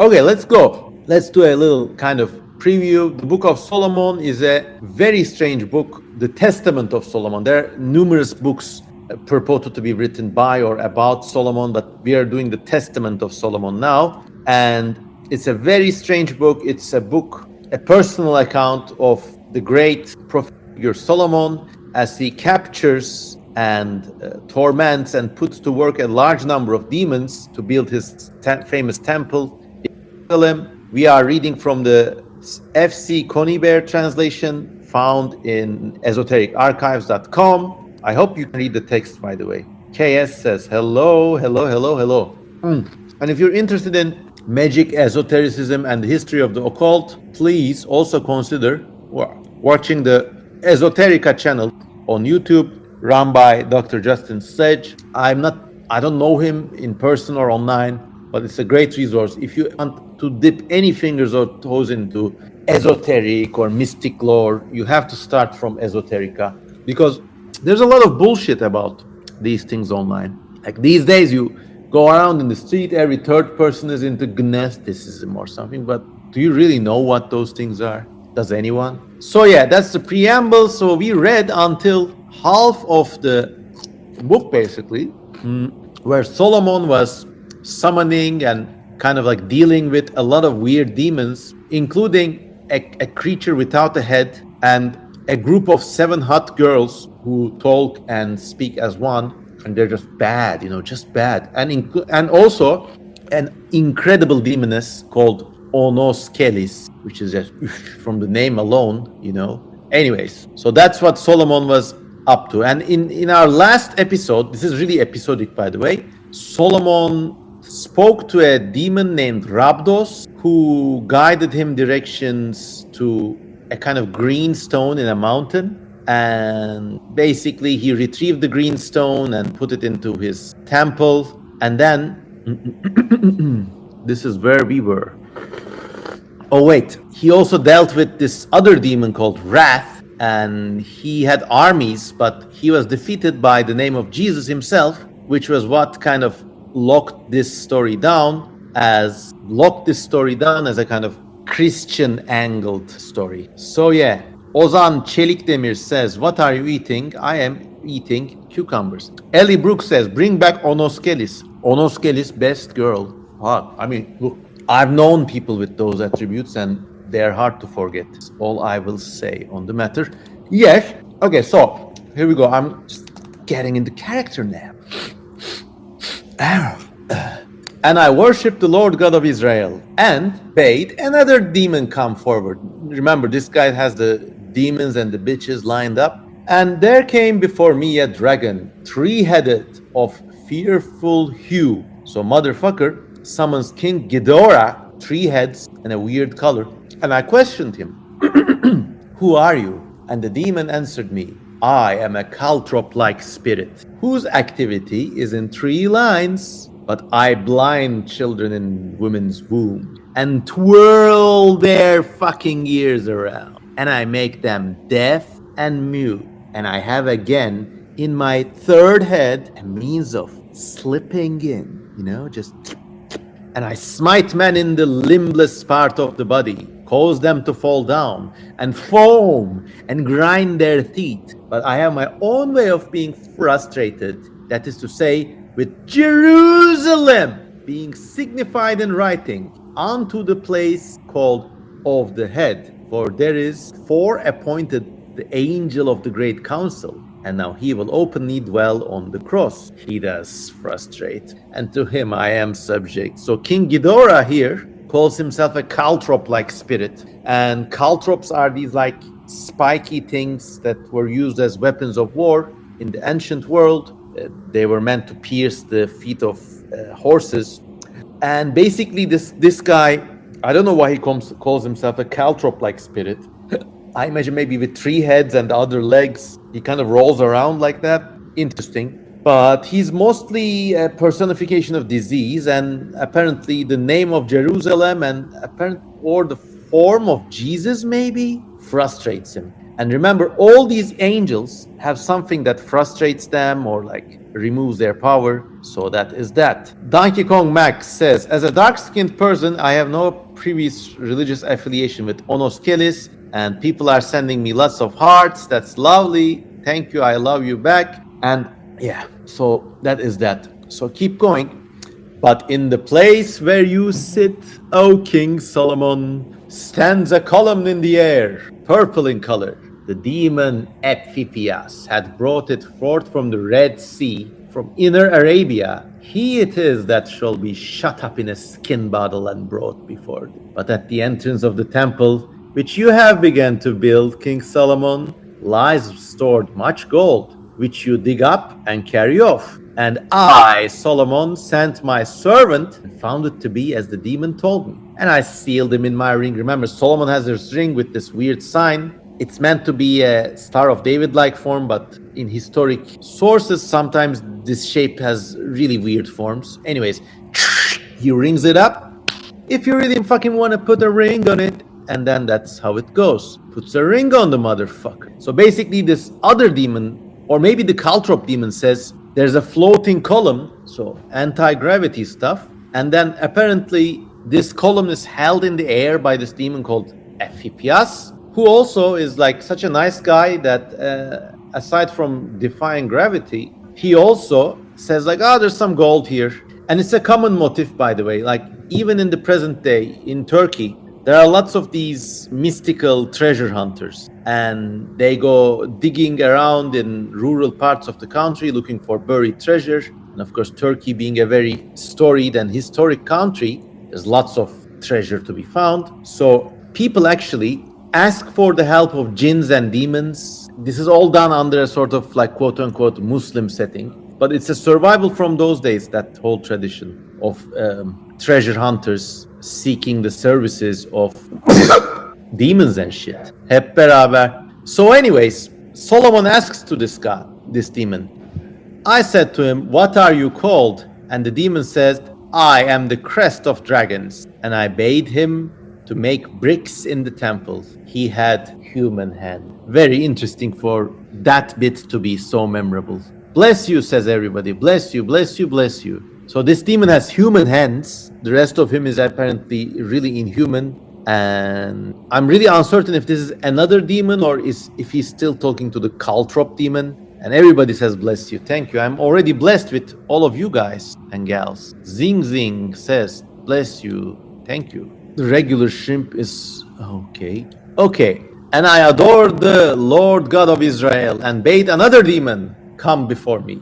And oh God, here we go again, came before me a spirit in woman's form, another hot girl that had a head without any limbs, and her hair was disheveled. So this is either a really messed up gore woman who's just a head and like basically like a quadriplegic amputee with all the limbs cut off, dark stuff, or if they mean head without any limbs, maybe her eyes, like her body might be normal, but her head is missing all the limbs. That is to say, her eyes, ears, and mouth are cut off. At any rate, really, a really, really scary apparition. Yeah. And I said to her, "Who are you, headless gore lady?" She answered, "No, who are you?" Oh my God, we got another brat in the house. "And what do you want to hear concerning me? But as you will learn, here I stand bound before your face." So she's all in your face about it. "Go then to your royal storehouses and wash your hands. Then sit down afresh before thy tribunal and ask me questions, and you shall learn then, O king, who I am." All the female demons in the Testament of Solomon are like ultra cunty, ultra bratty, incredible. She is badass. Kotobuki says, "Hear me out, head and nothing but the spinal cord." Maybe, I don't know, some sort of Penangalan or Mananangal kind of creature. These are, of course, creatures from Southeast Asian folklore. "So I, Solomon, did as she enjoined me." Aha, you're not that strong. You went her way, and restrained myself because of the wisdom dwelling in me, in order that I might hear of her deeds. So this is like some OG brat tamer material right here. He's like, "Oh, I'm just barely restraining myself, you bad bloody girl. I'll put you to your place, but let me get your tribunal first, And I sat down and said to the demon, "What are you?" Okay, so they have the tribunal now, I guess. And she said, "I am called among men, Obizuf, and by night I sleep not, but I go my rounds all over the world and visit women in childbirth, and divining the hour I take my stand, and if I am lucky, I strangle the child. If not, I retire to another place, for I cannot for a single night retire unsuccessful. For I am a fierce spirit of myriad names and myriad shapes, and now hither, now thither, I roam, the bad bitch, roaming around, and to the western parts I go my round. But as it is now, though you have sealed me round with the ring of God, you have done nothing. I am not standing before thee, and you will not be able to command me. Oh God, petulant, bad brat. For I have no work other than the destruction of children, and the making their ears to be deaf, and the working of evil to their eyes, and the binding of their mouths with a bond, and the ruin of their minds, and the paining of their bodies. Top tier writing here. I felt good reading this, but it's really scary. I mean, there's not even a hyperbole angle, but it just shows back in those days what a serious deal childbirth and childhood illnesses were. And this is a demon that's so strong and so pervasive that even Solomon, in his make-believe brat tamer tribunal, cannot really restrain Obizuth. And yeah, the previous demons were kind of like, haha, BPD baddies, hot, but this thing is just scary. I would not want to be around this thing. And oof. Dan McAleer says, "Have to head off early tonight. Thanks for the stream." Yugi Mota says, hello. Well, you can always catch it in the recording. And yeah. So this is a one scary bitch. And Solomon did not really put... When I, Solomon, heard this, I marveled at her appearance, for I beheld all her body to be in dark. But her glance was altogether bright and greeny, and her hair was tossed so wildly like a dragon's, and the whole of her limbs were invisible, and her voice was very clear as it came to me. And I cunningly said, "Tell me by what angel you were frustrated, O bad bitch." And she answered me, "By the angel of the god called Afaroth, which is interpreted to be Raphael, by whom I am frustrated now and for all time. His name, if any man know it, and write the same on a woman in childbirth, then I shall not be able to enter her. Of this name, the number is 640. This is the gematria calculation. Each letter has a number, and you add them up and you get to these magical numbers. And I, Solomon, having heard this, glorified God and ordered her hair to be bound, does in a ponytail, like a nasty, filthy brat, and that she should be hung up in front of the temple of God, and that all the children of Israel, as they passed, might see it and glorify God, who had given me this authority, with wisdom and power from God, by means of... Oh, there's a mistake here. Okay, let me comment on what we just read. So obviously, like, preventing disease is a big deal for these people, and yeah, it's just scary. And certain details are really interesting, like she has green eyes, and in the Near East to this day, green eyes are meant to be a sign of like evil people, especially in women. In fact, a few streams ago in Twitch, we were reading about this book. We were reading from this book about Istanbul's legends, and there was this one point there about green-eyed people being duplicitous or some shit. So yeah, I'm just gonna bear with me, and I'm just gonna read on, because there's some sort of error here.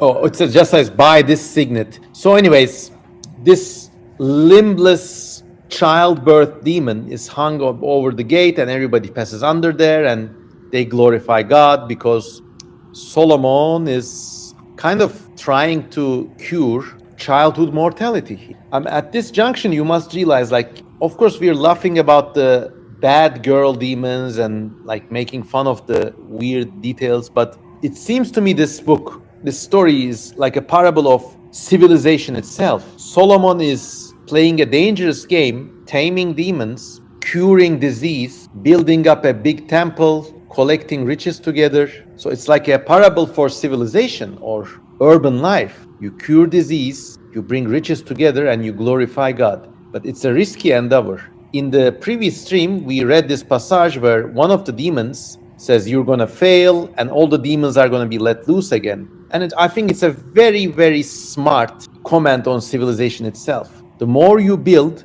the more things you repress in medicine, but also in people's spirits. Now, when that civilization stops functioning and starts being evil, all the demons can be let loose. And maybe that's what we're seeing today. Who knows? Blake Richardson says, I remember that. I also remember the sharp-tongued myth. Yeah, referring to the green-eyed people thing. 11 people in the house. What do you think so far? I'm going to get some chocolate to get my mind going. I'm a little tired today, but I got enough energy. But I just need to get some chocolate in me.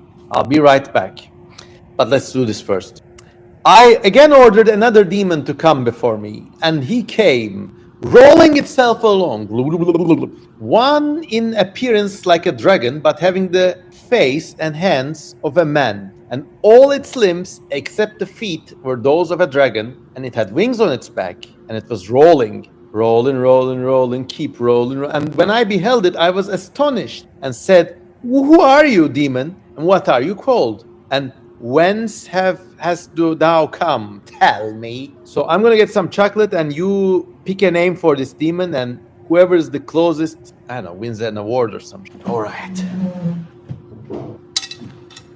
Let me do this arrangement so I don't have to bend over for the mic to hear me. Yeah. So name suggestions for this roly-poly demon with, let's go over this again. It has got the hands and face of a human, but it also has limbs like a dragon. We don't know how many, but it also has wings, but it rolls. So for some reason, the rolling, like the theme of rolling movement just gives to me the feeling of a roly-poly creature with multiple limbs. So maybe, I'm not certain, but maybe this demon is something like this. I'm just going to do a very, very quick drawing. So I'm imagining something like this. This looks like a fucking on-frame picture, but bear with me, it was very fast. Yeah, Absentfish comes with a very cool name for this demon called Rotatron. But yeah, I think like whatever this thing is probably looks something like this. Here's a big drawing. Vignes Rajan says, hello, first time to the stream. I've been watching your other streams and loved it. Thank you. Please share it with all your friends. And yeah, this is the rolling demon. Anyways, let's go back to our narrative and see what the demon is called. Okay. And the spirit answered and said, This is the first time I have stood before thee, King Solomon. I am a spirit made into God among men, but now brought to naught by the ring and wisdom vouchsafed in thee by God. Now I am the so-called winged dragon, and I chamber not with many women, but only with a few that are of fair shape. He just wants to fuck bad bitches, which possess the name of Zuli, and of this, and I pair with them in the guise of a spirit in winged form, Kotium habens pernates, and she on whom I have leapt goes heavy with a child. By the way, Kotium habens pernates means he literally engages in anal sex with these women. There's no easy way to say this, but here's a butt guy, here's a butt daddy, only looking for a select few bad bitches who have the name Zuli or this star. So, you know, if your name is Zuli, just be careful out there, or whatever that star is. Anyways, so wow, this roly-poly demon, he did not fucking disappoint. What a wow. I told you, look, you think about ancient books or mysticism, you think maybe it's like a little scary but kind of dry, but no, actually, these people did not play around. All business, all the time. Incredible. And she, on whom I have leapt, goes heavy with child, and that which is born of her becomes Eros. But since such offspring cannot be carried by man, the woman in question breaks wind. Such is my role. Suppose then only that I am satisfied, and all the other demons, molested and disturbed by thee, will speak the whole truth. But those composed of fire will cause to be burned up by fire the material of the logs, which is to be collected by them for the building in the temple, making a prophecy. So this, I mean, all I'm thinking is the Kim Petras song, Butt Slut. And yeah, it is exactly written as I just saw. Anyways, the song goes, ooh, he wanted all the time.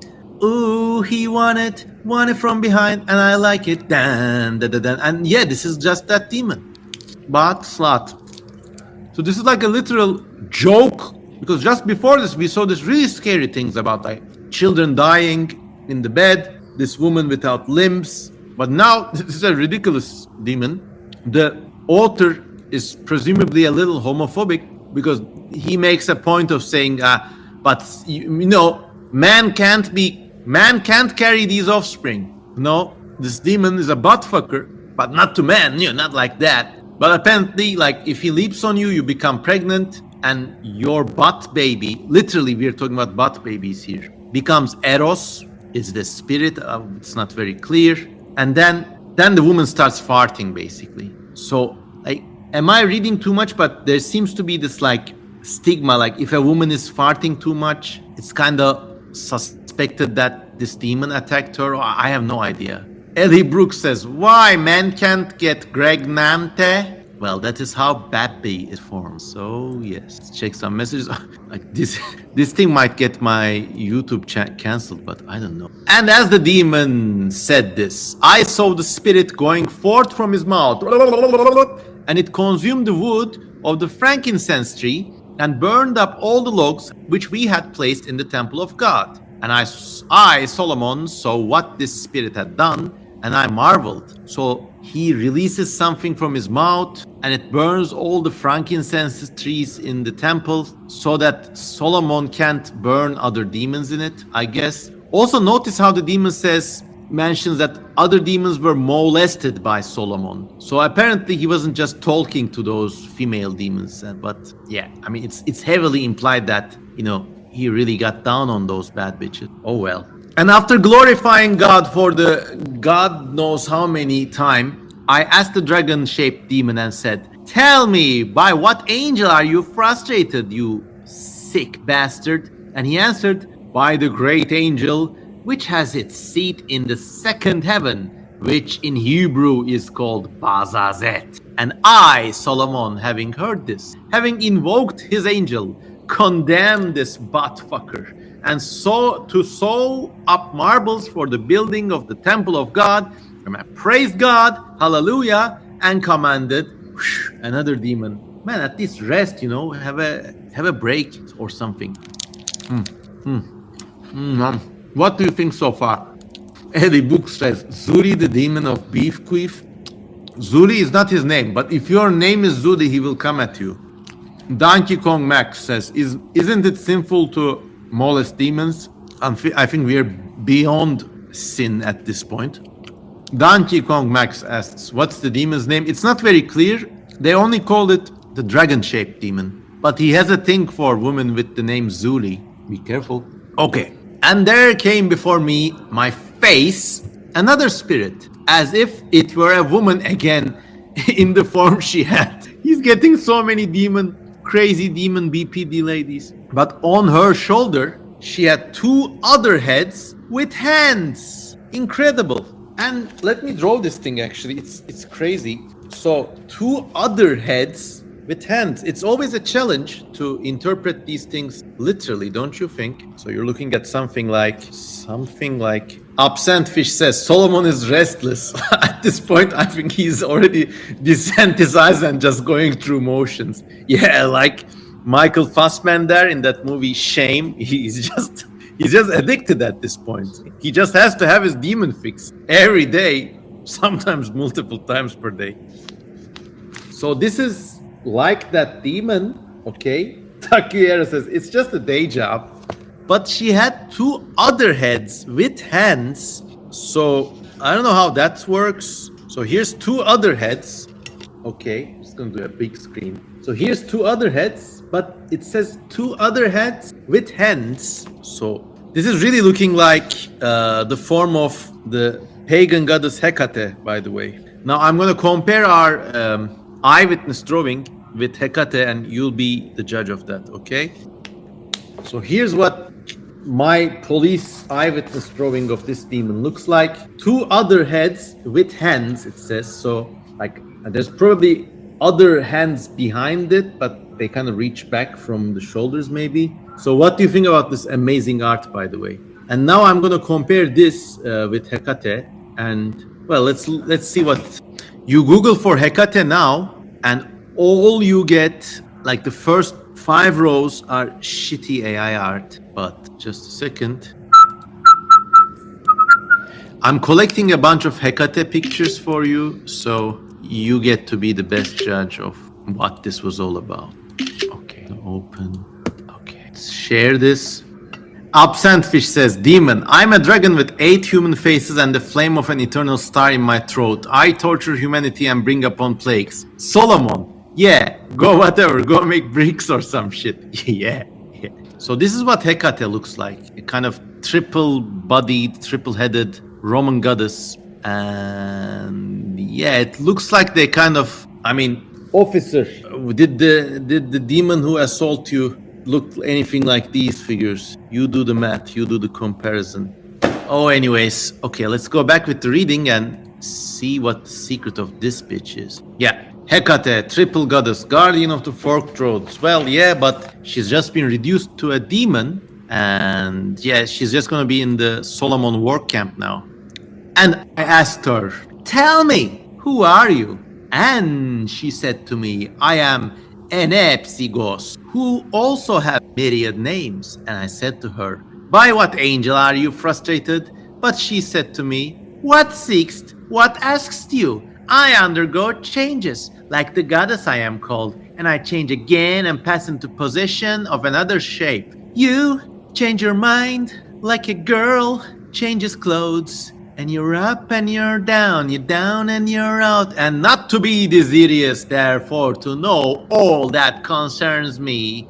But since you are before me this much, hearken, I have my abode in the moon.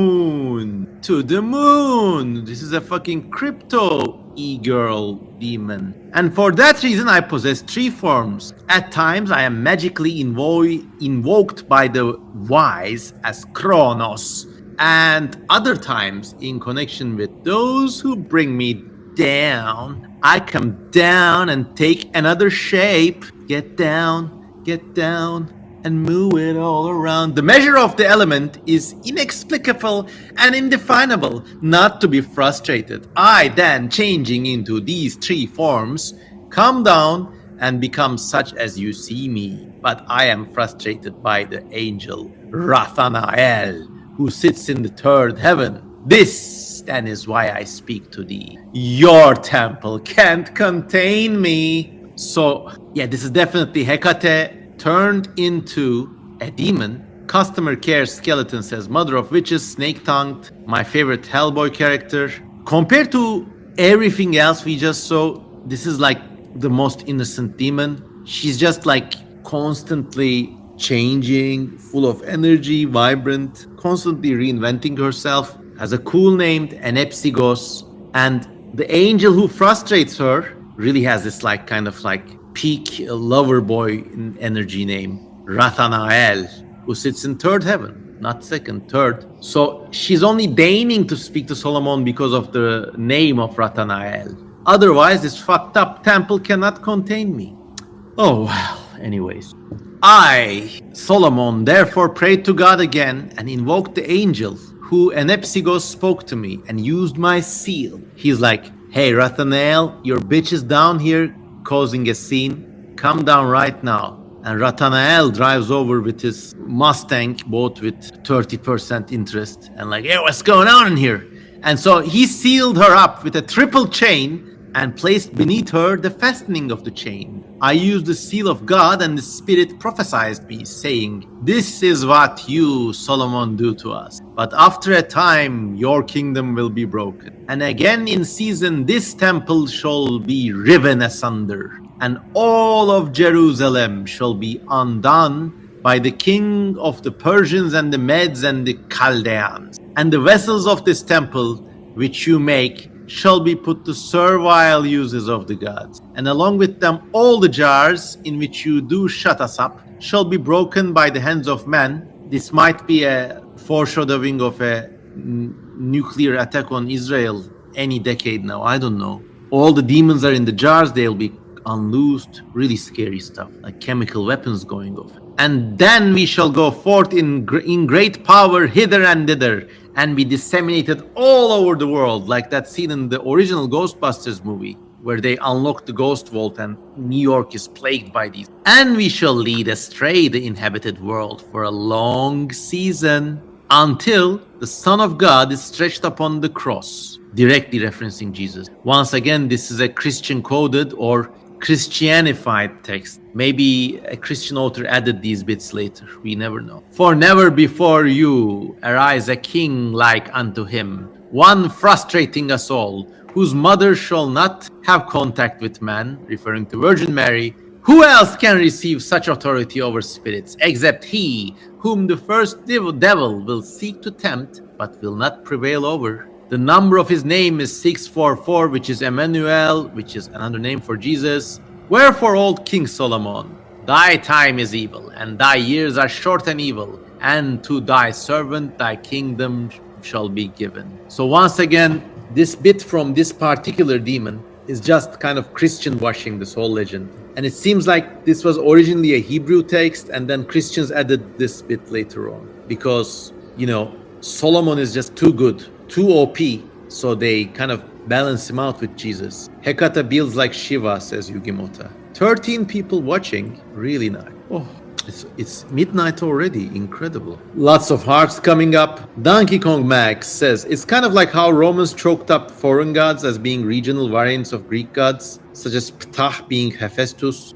Yeah, but Romans also allowed shrines to Hephaestus or other local gods to be built in Rome or wherever. They did not have this like washing over effect or like complete rebooting, this mania for complete reboots like Christians, or the pervasive annihilationism of the Hebrews, you know. So yeah. All right. And I, Solomon, having heard this, glorified God again. And though I marveled at the apology of demons, I did not credit it until it came true. And I did not believe their words, but then they were realized. So this is a premonition. Apparently Solomon has some bad times, you know. This is foreshadowing. We'll see what happens. And you expect something big and dark to happen, but actually, no, he goes down in the most ridiculous way possible. And there, I say the most realistic way possible. Then I understood, and at my death, I wrote this testament to the children of Israel and gave it to them so they might know the powers of the demons and their shapes and the names of their angels, by which these angels are frustrated. And I glorified Lord God, and I commanded the spirits to be bound up with indissoluble bonds. So it's his like deathbed confession. All right. And then I commanded another spirit to come before me. And then came before my face another demon, having the front shaped like a horse, but the behind of a fish. And he had a mighty voice. And he said to me, O King Solomon, I am a fierce spirit of the sea, and I'm greedy of gold and silver. I am such a spirit as rounds itself and comes over at the expenses of the water of the sea, and I trip up the man who sailed thereon. For I round myself into a wave, water elemental, and transform myself, and throw myself on ships, and coming right on them. It's coming right for us. And this is my business, and my way of getting hold of money and men. For I take the men and twirl them to the round with myself, and hurl the men out of the sea. But for I am not covetous of men's bodies, but I cast them up out of the sea so far. But since Beelzebub, the ruler of spirits of the air and those under the earth, has a joint kingship with us in respect of the deeds of each one of us, I therefore went up from the sea to get a certain outlook in his company. So this is the personification of maritime peril. He comes up from the ocean, turns into a wave, destroying ships, taking men, but then throwing their bodies on the beach, and basically taking the treasure from all ships that have ever sunk. But he's also a joint stakeholder, 50-50 stakeholder with Beelzebub. He does come to Solomon's summons. But I also have another character and role. I metamorphose myself into waves and come up from the sea, and I show myself to men, so that those on earth call me �TESTAMENT, because I assume the human form. And my name is a true one. For my passage up into men, I sent forth a certain nausea, seasickness. I came then to take counsel with Beelzebub, and he bound me and delivered me into thy hand. And I am here before thee because of this seal, and you now torment. Behold now, in 2 or 3 days, the spirit that talks with you will fail, because I shall have no water. So it's really interesting. It's almost like these shapes that Solomon encounters are not the demons themselves, but they are like these physical avatars created by these otherworldly spirits. And this demon might die, this body might die, but �TESTAMENT, the seasickness and storm devil, will keep on living. So yeah. Ellie Brooks says, the Christianization of pagan gods, holidays, and rituals are just the real-life Marvel MCU Disneyfying of its day. Very, very good assessment based. Donkey Kong Max says, it's just the Greek hippocampus, referring to the horsefish symbol. Yes. Absent Fish says, I wonder why horses are so often associated with the sea in Europe and the Middle East. I think horses were meant to signify speed and transport and travel, and it was only natural to transpose them with the elements. So you have seahorses, but you also have things like Pegasus, which is the winged horse. So yeah. How many hours has it been? An hour. Yeah, I think we might finish this. Okay. And I told him, who is the angel who frustrates you? And he answered, by Iameth. I am Meth. And I glorified God, and I commanded the sea spirit to be thrown into a phial, along with 10 jugs of seawater, 2 measures each. So he puts them in an aquarium and sealed them round about the marbles and asphalt and pitch in the mouth of the vessel. And having sealed it with my ring, I ordered it to be deposited in the temple of God in true Ghostbusters style.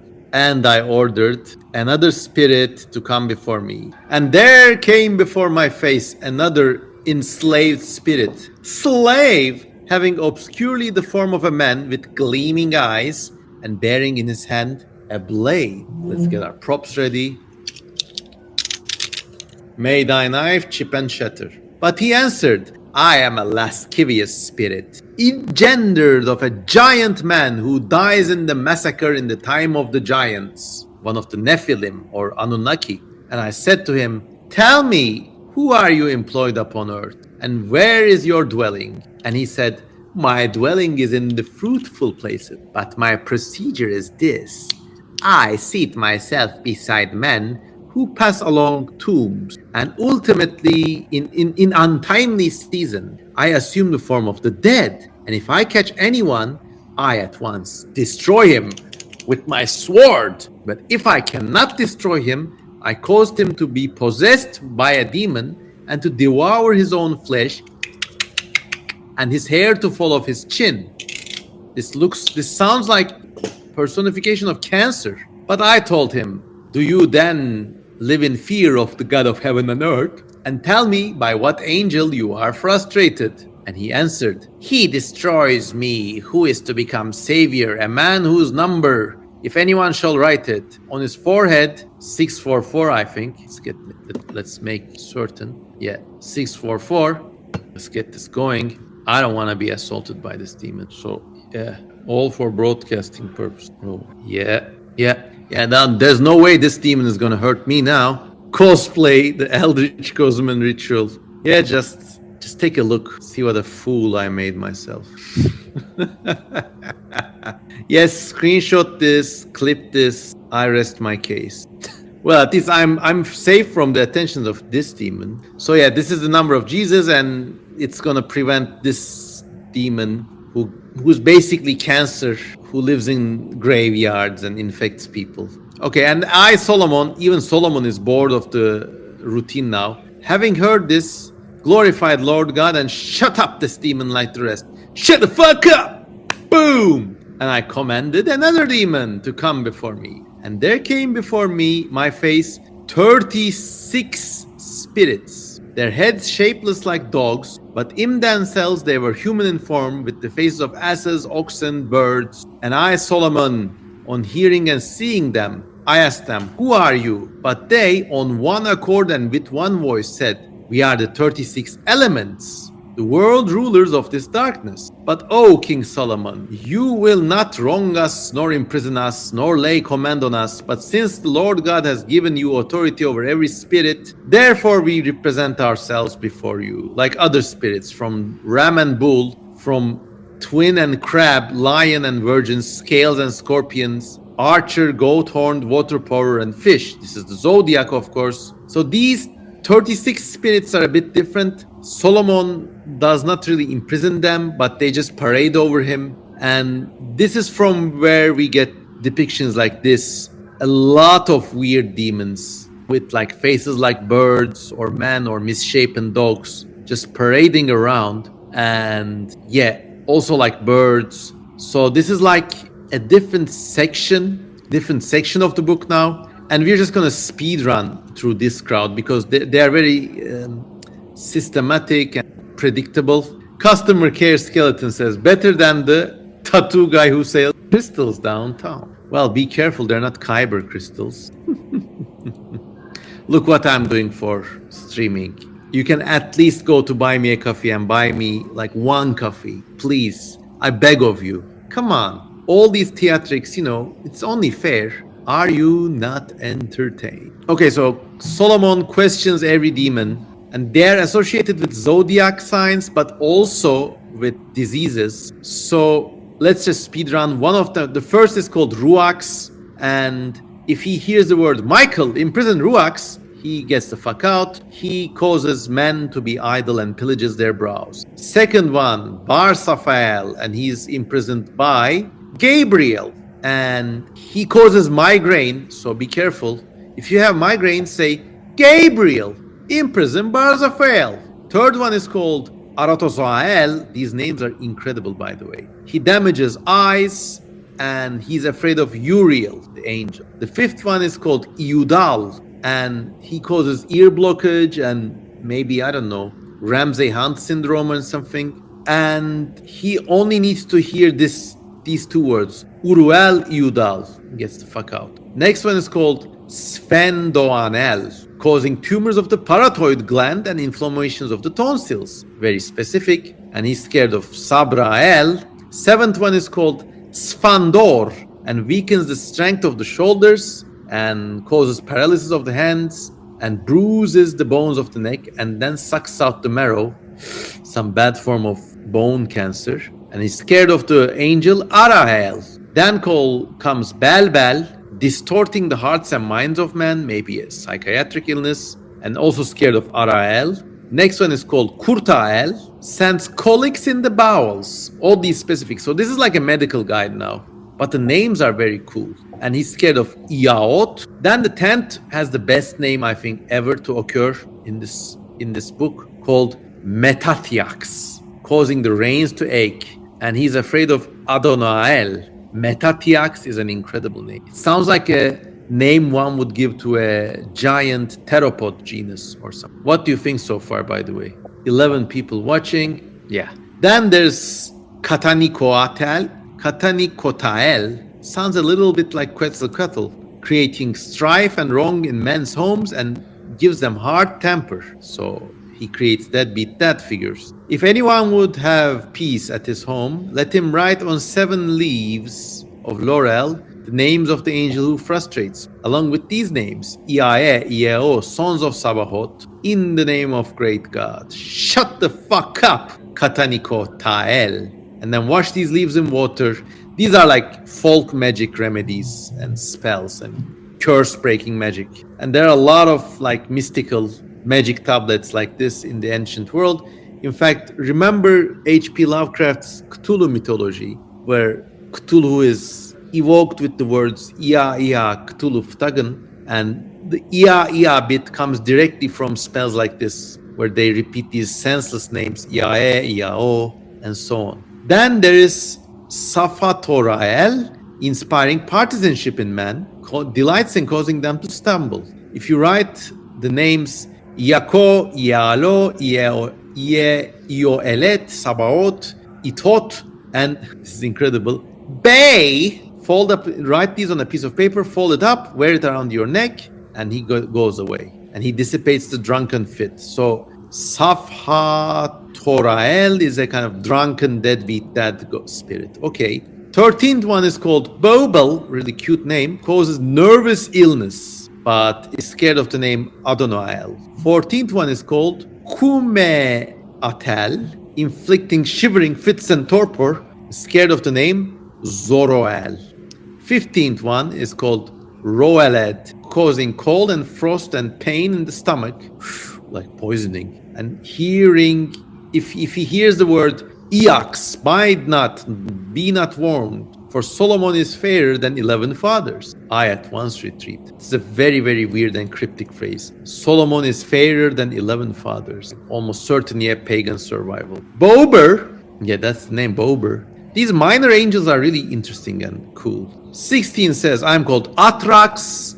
There's actually a genus of spiders named Atrax. Atrax robustus, the Sydney funnel web spider. Inflicting upon people's fevers. Chop up coriander and smear it on the lips. There's no name here. He just needs coriander as medicine. Next one is called Ieropael, sitting on the stomach and causing convulsions in the bath. Maybe like what was it called? A stroke angel. But he's scared of the name Iudariz, Sabune Deneoe. And you have to say these 3 times over in the right ear. This is like folk medicine. And we saw stuff like this in the Istanbul folk magic book. Remember that. Next one is called Buldumech, separating wife from husband and bringing about a grudge between them.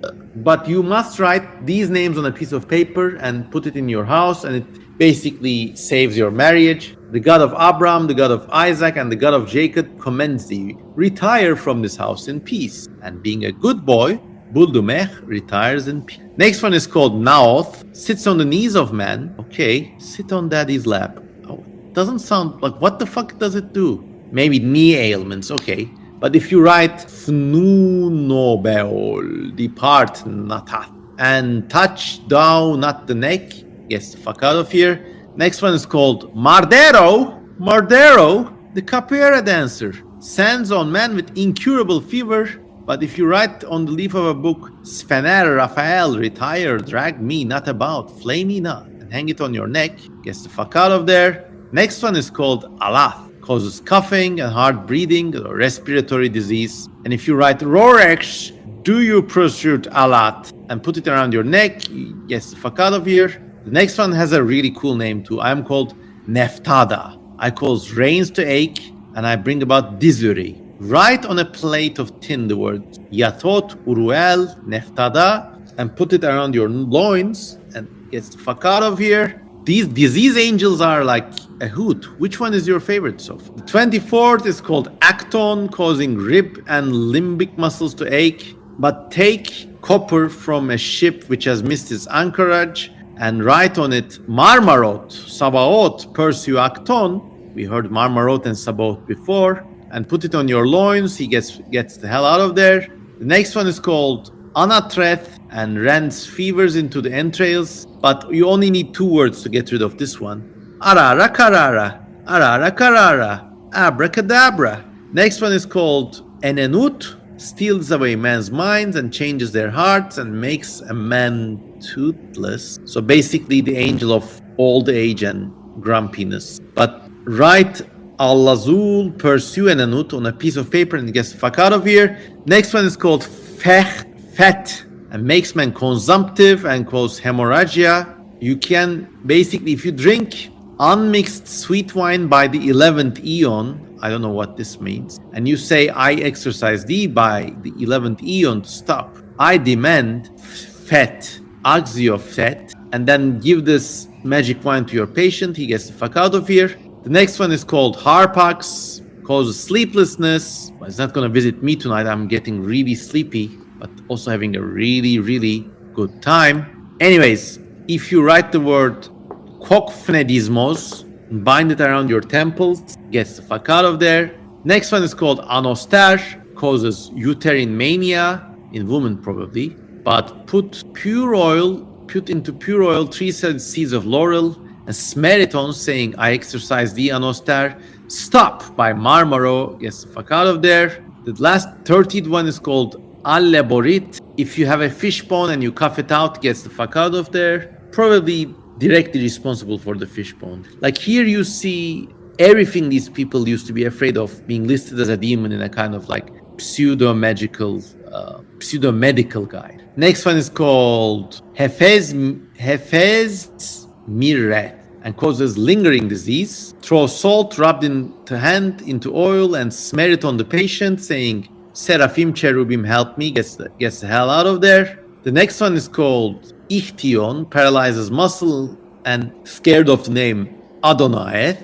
The next one is called Akshonion, lies among swaddling clothes of babies, and you must write the name Lykurgos on a fig leaf and take away 1 letter at a time and write it reversing the letters. So you just write a word pyramid. Lykurgos, Yikurgos, Kurgos, Yirgos, Gos, Os, and then So, Sog, Sogri, and so on. The next one is called Ototit, causes grudges and fighting. It's got big dominion then, but it's frustrated by Alpha and Omega.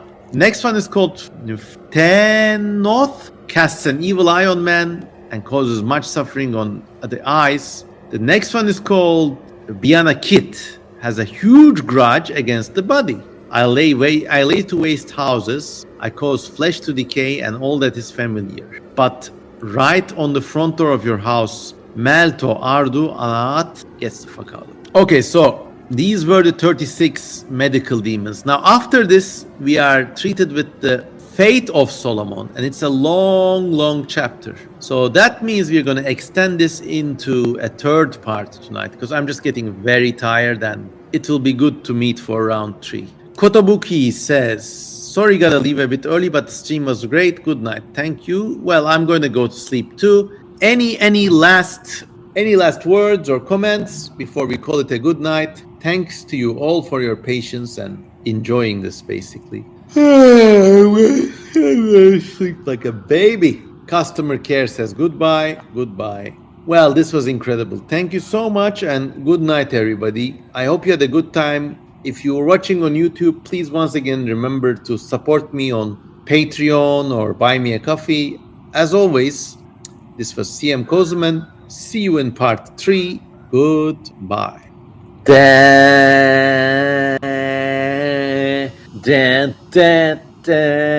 It ends tonight. Everybody, welcome to the CM Kosemen Song of Solomon dramatic reading Extravaganza part 3, where we cover one of the strangest books of the ancient world, a Bible adjacent volume called Testament of Solomon, where the hero Solomon encounters all sorts of weird demons, forces them to build his temple. I think I scheduled this in an inappropriate time, only 2 people watching. Well, hello everybody. I'll let people percolate. YJ says hello. All Tomorrow's fan says hi. Hi everybody. Tarek says hi. 5 people watching. Welcome everybody. Let me get a sip of my tea and my coffee. And if you're watching the recording, you know the drill. Please support me on Patreon or buy me a coffee or maybe get my merchandise. The links are below. If you go to Patreon or buy me a coffee, you also get access to loads of incredible stuff, such as the fully colored renders of the new commissioned art I've been doing, like this one. This is a nice one. Perhaps the person who commissioned this is actually watching. Videos for Stuff says, hey, he got his hair cut somehow. Yeah, I was on a big holiday and I had my hair cut. Tarek says hello. Hyong Kim says hi. Anatoly Isenko says hi. Hello to everybody. Lots of hearts coming in. And let's check some messages. Hope you all been having a great weekend. Let me know in the chat how your weekend is going, if you got any plans. So at least we got a kind of conversation going. Videos for Stuff says, if you could design creatures for a reboot of a monster franchise, which one would you pick? Good idea. I would not touch the Godzilla series because they're just beautiful. Maybe Starship Troopers or the original Aliens. Instead of H.R. Giger's creature, I would have... Okay, here's the thing I've been thinking about Alien, okay? It needs to be a giant creature, but not like a gigantic beast, but it needs to be a humanoid monster, taller than a human being, as a grown-up human being is taller than a baby or a toddler. And then there would be like really grotesque scenes of this thing like crouching in a cargo bay like a giant and then slowly going down and picking up a victim. Imagine this is a human being and like abusing it, like crushing its limbs as a sick predator would do to a baby or a child. I think it would be like really visceral. And it could even like, when it's killing a victim, it could just nuzzle it and like pretend to play with it and then, you know?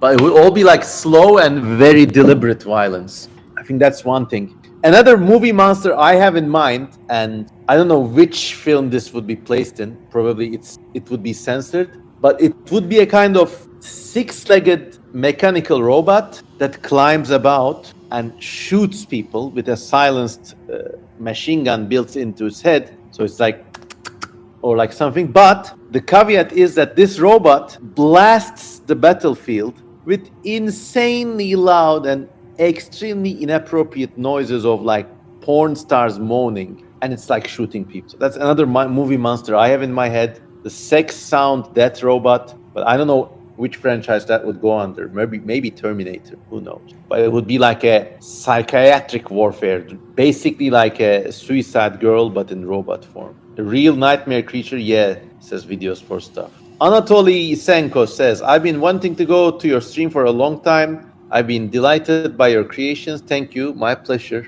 YouTube Joseph says, hello, Mr. Kosemen. If you answered this in the last live stream, I had to leave early, but can you and I do a live stream together through Google Meet? I mean, I'm very busy, my dear friend, but if you let me know what your questions are, we could do it as a kind of Q&A session here. Just going to my messages and we'll get cracking with the Song of Solomon. Sorry, the Testament of Solomon. Mr. YouTube Joseph says, have you heard of Mr. Beast or are you a fan? It's an insanely popular YouTuber who is doing, I think, charity work. He's so rich and popular that He's doing charity work in Africa these days. That's all I know about him. I've never watched his channel, but I think he's a good guy. Anyways, I hope everybody's doing fine, and let's get going with the dramatic reading Extravaganza. Okay, here we go. Now let's do a little preamble. The Testament of Solomon is this very strange 1st century book. I have an inkling maybe it was intended to be part of the Bible, but was then left out because it's just too out there. In it, Solomon encounters very strange demons, and just go watch the earlier videos if you want to know. They're sometimes very scary. A lot of them are actually erotic demons, and he somehow defeats them with his magic ring bearing the seal of Solomon, which you hear, and then puts them to work building a temple, the famous Temple of Jerusalem. And it's very formulaic, and he encounters some very strange demons and characters. And the current translation is by F.C. Conybeare, recovered from the esotericarchives.com website, which also, if you're interested in esoteric, occult, or just mystical content, please follow the Esoterica channel on YouTube. I'm not affiliated with that channel at all, but if you liked my dramatic reading, go to Esoterica for genuine scholarly content about this kind of stuff. So yeah, we basically read all of Solomon's adventures.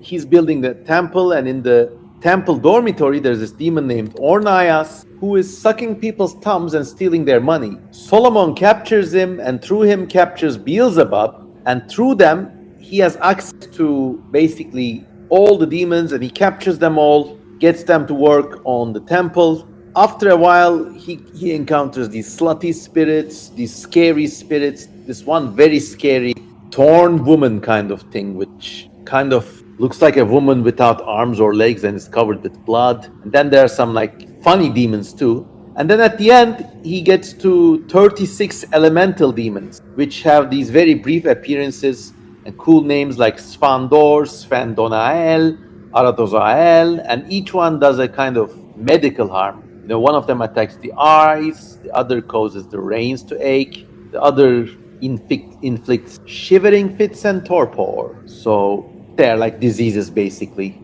And all the demons, all the diseases, like you have to look at the symbolism here. Solomon's temple, I think, is a metaphor for civilization or urban civilization itself. All these demons are imprisoned, broken, or molested and put to work building the temple. But when the temple falls, all the demons will be free again. So there's the warning. And that's how far we come. We come so far and walked so far. Mystical fans and demon molesters. I'm going to start my reading now. I'm just going to close the door to my laundry room because the machine is making a fucking sound. And it's just resetting my train of thought every time it buzzes. Just checking some messages. Oh, this sound. All right. Okay, let me get the laundry and we can get going. I'm a little tired today. I've been walking around all day. And why don't you all let me know how your weekend is going? So we got some conversation. Oh, this sound. Okay, I'll be back. YJ says, Baal Zvov, acid rain demon. There are no acid rain demons, but a lot of cool things besides that. Ellie Brooks says, Ellie Brooks is an honorary member of this channel, always active in the comment section, and thank you so much for all your contributions. Do you think Christianity would be better or worse if the Testament of Solomon was part of the canonical modern Bible? It's not up to me to say. It is too Hebrew coded, so maybe that's why they left it out. But yeah, imagine if that was like an official part of the Bible, and then maybe Catholicism would be even more steeped in exorcisms and demon stuff if these were like accepted as the honoring word of God. And maybe it's hard to figure, because if something is in a holy book, it can be swung both ways. Perhaps this sort of demon trapping would lead to an increased persecution, if there wasn't enough already, an increased persecution of witches and so-called possessed people. Or maybe conversely, since the demons have been identified and trapped by Solomon, maybe the church would have been more lenient towards heterodox things, but it's too difficult to project. It would have been a more interesting religion, that's for sure. And there would be lots of church paintings. Imagine the church murals, and imagine if this was part of the Bible and it filtered down to orthodoxy. The descriptions are very, very vivid. So imagine all the church murals with all these ornayas or onoskelis or the weird headless demon. It would be like, from an artistic perspective, it would be a boon. I mean, that's all I will say. But as we're getting to the end of our document now, you will perhaps see why this was not part of the Bible, because it ends in a very dark note. Although maybe not, there's far crazier stuff in the Bible. Blake Richardson says, Mike, weekend has been all right. I did plenty of new drawings. I've been drawing your commissions too. Yeah. Okay, let's go. Go. So Solomon defeats the 36 disease demons, the minor demons. And I, Solomon, having heard this, glorified God. Get used to this, he does this all the time. And commanded the demons to fetch water in the temple of God. All these disease demons fetching water. Furthermore, pray to God to cause the demons without that hamper humanity to be bound and made to approach the temple of God. Some of these demons I condemn to do the heavy work. Others I shut up in prisons. They're going to demon hyper jail. Others I ordered to wrestle with fire in the making of gold and silver, sitting down by lead and the spoon. They're like melting metals. And to make ready places for the other demons. So they're like, my guy just sets up like a prison industrial complex for demons. And I, Solomon, had much quiet in all the earth and spent my life in profound peace, honored by all men and all under heaven. So far, so good. And I built the entire temple of the Lord God. This is the famous temple in Jerusalem. The Wailing Wall is meant to be part of this temple complex, I believe. And my kingdom was prosperous, and my army was with me. Hoo-ah! And for the rest of the city of Jerusalem had repose, rejoicing and delight. And all the kings of the earth came to me from the ends of the earth to behold the temple which I builded to the Lord God. Interesting word here. Translation error? Just say built. And having heard of the wisdom given to me, they did homage to me in the temple, bringing lots of gold and silver and precious stones, many and diverse, and bronze and iron and lead and cedar logs. And woods decay not they brought me for the equipment of the temple of God. So he's getting like the good wood. And like this is like the good ending, but not for sure. Nothing lasts forever, because as Solomon is enjoying his riches and his fame, he's shut up all the demons in jail. They're all working for him. A baddie comes walking. Among my visitors was also the queen of the south, being a witch, came in great concern and bowed low before me to the earth. So she went like ass up, tits down. She did the J curve. And having heard my wisdom, hey, I heard you're quite smart with all the demons and shit. Wanna hang out? She glorified the God of Israel and made formal trial of all my wisdom, of all love in which I instructed her, according to the wisdom imparted to me. Solomon wastes no time, totally bangs her, and all the sons of Israel glorified God. This is kind of like maybe parlance for he like bred her, basically. So yeah, so far so good. He's built the temple, he's rich, he's got the sexy girlfriend, all right.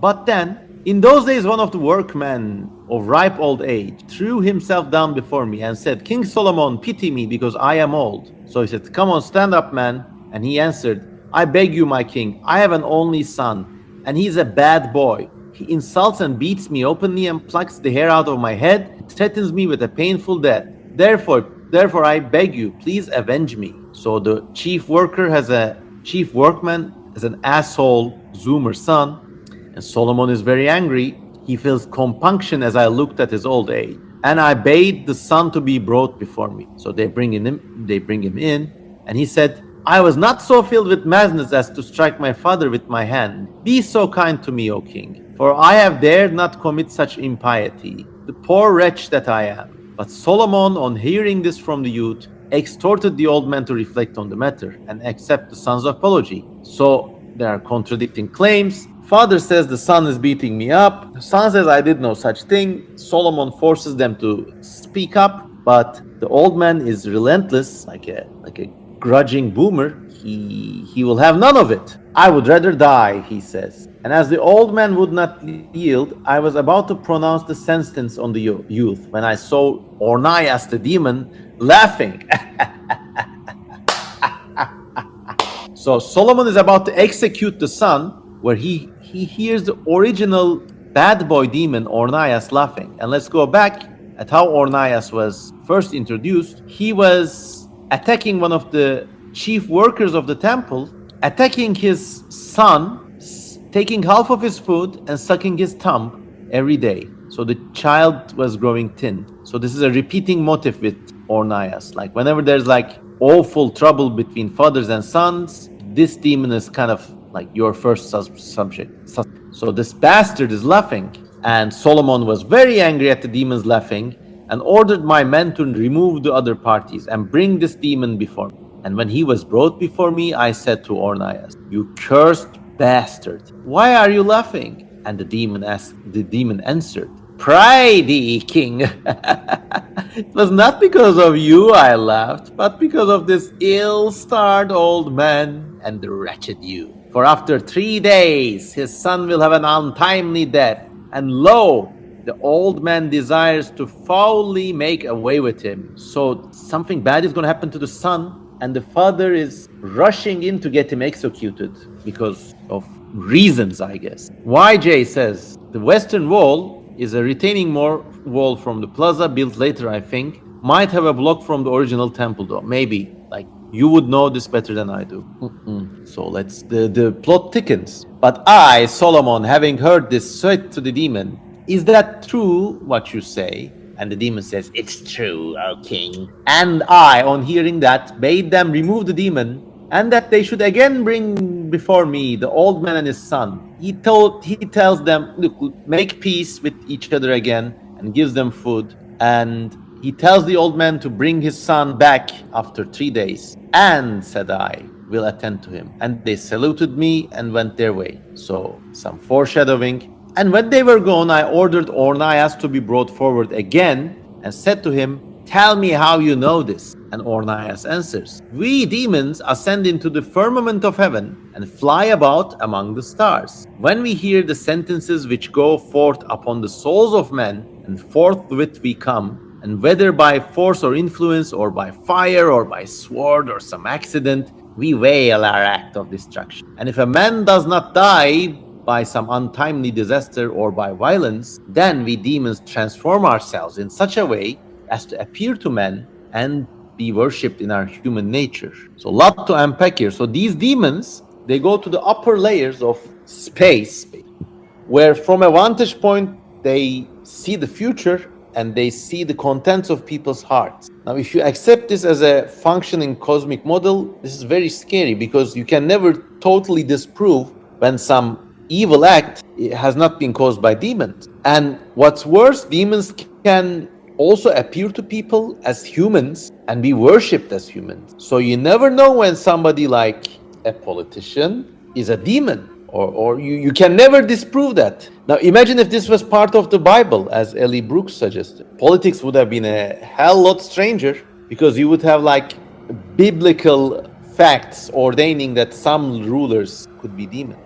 Maybe this was why this was left out of the Bible. Interesting to think about, huh? I mean, if this thing was carried out to its logical conclusion, then Christianity may have evolved as a more egalitarian religion like Islam was. Interesting. Speculative theological evolution. Interesting to think about. How is it going, everybody? 11 people watching. I hope there are no problems with the sound or the image quality. I'm just tired in a cool way. I'm just taking it slow. Ellie Brooks says, "I support this speculative theology. Therefore, having heard this, I, Solomon, glorified the Lord God, and again questioned Ornias. Tell me how you can ascend into heaven, being demons, and amidst the stars and holy angels." And he answered, "Just as things are fulfilled in heaven, so also on earth are fulfilled by types. For there are principalities, authorities, world rulers, and we demons fly about in the air. We hear only the voices of heavenly beings and survey all the powers. So they have a kind of panopticon kind of like, I mean, information is power. If these demons can see the world, see everybody's thoughts, then yeah, they would be very strong and they would appear to be magically powerful. So they go high up, survey everything, but having no ground to alight and rest, we lose strength and fall off like leaves from the tree. Maybe an explanation for shooting stars or meteors. And men seeing us imagine that the stars are falling from heaven, but it is not really so. Okay, so literally every shooting star is a demon falling from high heaven, like Icarus. There's that rhyme too. But it is not really so, O king, but we fall because of our weakness and because we have nowhere anything to lay hold of. And so we fall down like lightnings in the depth of night and sudden. And we set cities in flames and fire the fields, literal meteors. For the stars have firm foundations in the heavens like the sun and the moon. I always thought about this possibility if during late Roman or Bronze Age times, maybe there was an increase in meteoric activity. So there would be a lot more shooting stars and some of these would impact places. And I always wondered if that was the reason why people came up with the story of Lot and Sodom and Gomorrah. Another one of these hypotheses we shall never truly know. Absent Fish says, I guess it would be relatively easy to check if a politician is a demon. Just sprinkle some holy water on the person. Well, I mean, this day and age, a lot of political figures on both sides of the spectrum are really up to some demonic shit. And I see where all the conspiracy theories are coming from. I'll just leave it at that. Just checking some messages. And I, Solomon, having heard this, ordered the demon to be guarded for 5 days so he doesn't fly and cause mischief. And after 5 days I recalled the old man and was about to question him, but he came to me in grief and with a black face. This is a figure of speech saying like he looked horrible. And I said to the old man, tell me, where is your son? And what is your garb? And he answered, lo, I am become childless, and I sit beside my son's grave in despair, for it is already 2 days that he is dead. So the boy really did die in 3 days. But I, Solomon, on hearing that and knowing that the demon Ornias had told me the truth, glorified the God of Israel. So Ornias predicts the man's son dying, and that's that. And meanwhile, the bad girl, the queen of the south, saw all this and marveled. Wow. And glorifying the God of Israel, she beheld the temple of the Lord being built. And she gave a sicklos of gold and 100 myriads of silver and choice bronze. And she went into the temple. And she beheld the altar of incense and brazen supports of this altar and the gems of the lamps and the lampstand, and saw everything there, basically. Skins dyed red with madder. Everything was so rich and opulent. And she was like, wow, impressed, dazzled. All were of one gold, apart from the demons whom I condemned to labor. And there was peace in the circle of my kingdom all over the earth. So, weird story beat here. The man's son dies, as predicted by Ornias. I think this is to just glorify Solomon himself, showing how he has communion with the demons and can see the future, basically. So yeah, he can see the future. He's very rich. And then, anyways, some time passes. So yeah, all is well. And then the king of the Arabians, Adais, sends a letter to Solomon, writing as follows. Saturday, 1st of June, 2024. To King Solomon, all hail. Lo, we have heard, and it has been heard unto all the ends of the earth, that you are a merciful man, and understanding has been granted to you over all the spirits of the air and on earth and under the earth. Now, forasmuch as there is present in the land of Arabia a spirit of the following kind. At early dawn, there begins to blow a certain wind until the 3rd hour. And its blast is harsh and terrible, and it slays man and beast. And no spirit can live on the earth against this demon. I pray you, as the spirit is a wind, contrive something according to the wisdom given to you by the Lord of thy God, and deign to send a man able to capture this demon. And if you do this, King Solomon, I and all my land and my people will serve you unto death, and all of Arabia shall be at peace with you, if you will perform this act of righteousness for us. We pray for thee, both I and my people and all my land. Farewell, my lord, all health, says the King of Arabians. Oh, do a little update. Yeah, now my voice must be better and fucking tired. Anyways, let's check everybody's messages. Oh, Dogovan says, it's good to someone with a whole brain on live. Thank you. Really means a lot. Robotipi says, hi, Mr. Kosemen. Hello, my friend. Lots of hearts coming in. Let's check some messages. Okay, so Solomon has a side quest now. Put a stop.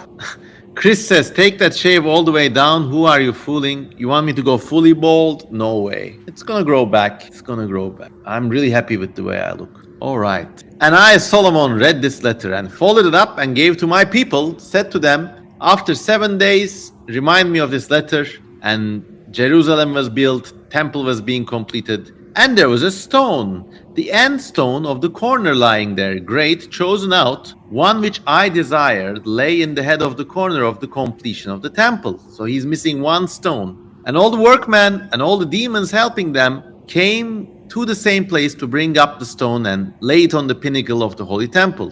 But it's too heavy and they can't lift it, for that stone was exceedingly great and useful for the corner of the temple. So he really can't lift this stone. What's he gonna do? And after 7 days, they remind him of the letter, and he calls his servant, never named these servants, and tells him, order thy camel and take for thyself a leather flask, and take this, the seal. So he has this famous ring, of course, with the pentagram in it, and go away into Arabia, to the place where this evil wind spirit blows, and take the flask and the ring to the mouth of the flask, and hold them towards the blast of the spirit, and when the flask is blown out, you will understand that the demon is in it. Then hastily tie up the mouth of the flask, and seal it securely with the seal ring, and lay it carefully on the camel, and bring it to me. And if on the way the demon offers you gold or silver for letting it go, see that you are not persuaded,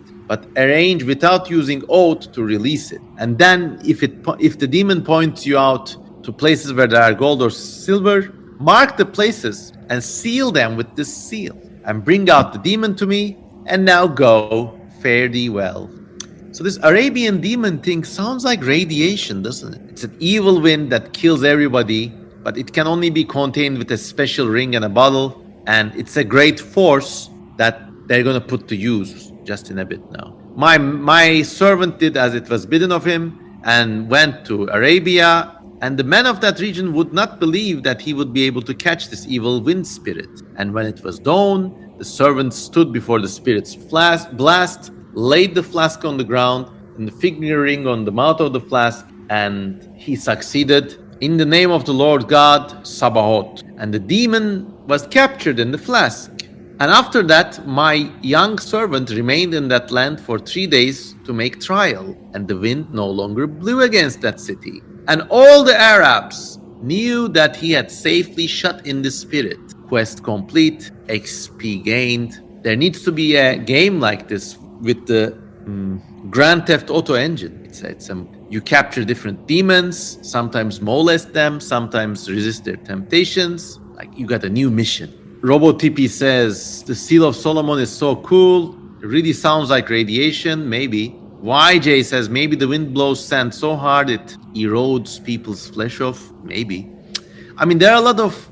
Obviously, we can never truly know what the writer intended. But from a contemporary perspective, there are a lot of interesting messages in this whole Testament of Solomon story. I think the main message is about technology. And it's like demons. You capture stuff, you put them into use, but once again, they are always very dangerous and barely contained. And woe betide you if the containment is ever breached, like a SCP story. Okay, So the youth fastened the flask on his camel, and the Arabs sent him forth on his way with much honor and precious gifts. But the youth brought in the bag and laid it in the middle of the temple. And the next day, I, King Solomon, went into the temple of God and sat in deep distress about the stone at the end of the corner, the heavy stone they could not lift up.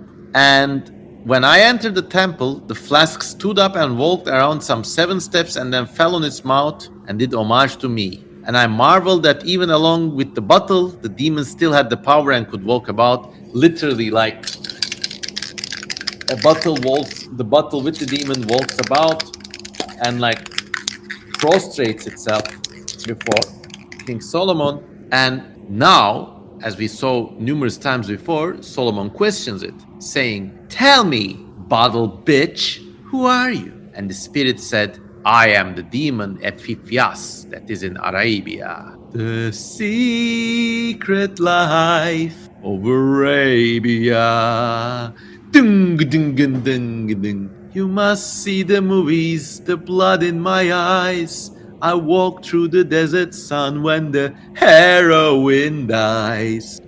Okay, and Solomon tells to the demon, "Is this your name?" And the demon answered, "Yes. Wheresoever I will, I alight and set fire and do death." And I said to this demon, "By which angel are you frustrated?" Remember, all demons have angels that kind of shut them up. So yeah, and the demon answers, "By the only ruling God that has authority over me, even to be heard. He that is to be born of a virgin and crucified by the Jews on a cross." Here we see it looks like this thing was a Jewish story at the beginning, but the version that reached us was Christianized. So there are lots of references to Jesus Christ. "And whom the angels and archangels worship. He frustrates me and enfeebles my great strength, which has given to me by my father, the devil." Man captured the devil's very own son. And I said to this demon, "What can you do? Show me what you got." And the demon answered, "I am able to remove mountains, overthrow the oaths of kings. I wither trees and make their leaves fall off." And I said to the demon, "Can you raise that stone over there and lay it for the beginnings of this corner?" And the demon says, "Not only will I raise this, O king, but also with the help of the demon who presides over the Red Sea, I will bring up the pillar of air and stand it where you will in Jerusalem." So he gets more than he bargained for in a good way. The heavy stone gets lifted, and then this motif occurred earlier in the story. Watch the second part. He's gonna fly in like a chopper, fly in a column and like leave it suspended in midair. Saying this, I laid stress on him, and the flask became as if depleted of air.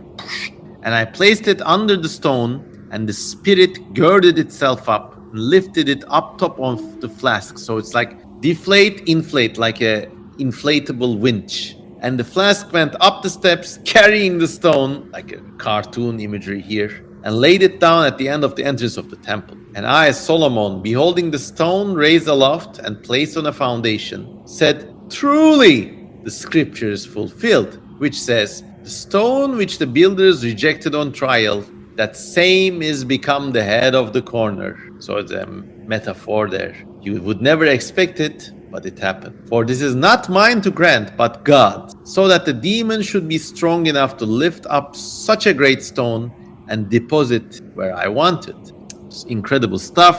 There's probably a lot of themes and nuances here that we are just not getting in our contemporary perspective, but still really incredible. Let's check some messages.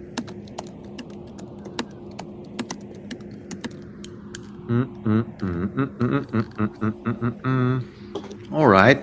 "And Epiphias led the demon of the Red Sea with the column."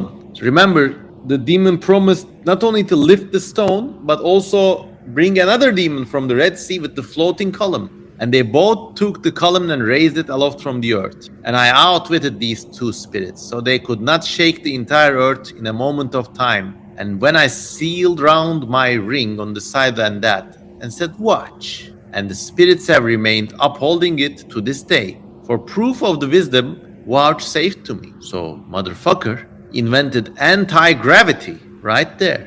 with two demons supporting the pillar. Almost like positive and negative charges, but yeah, not to get too scientific about this, but yeah.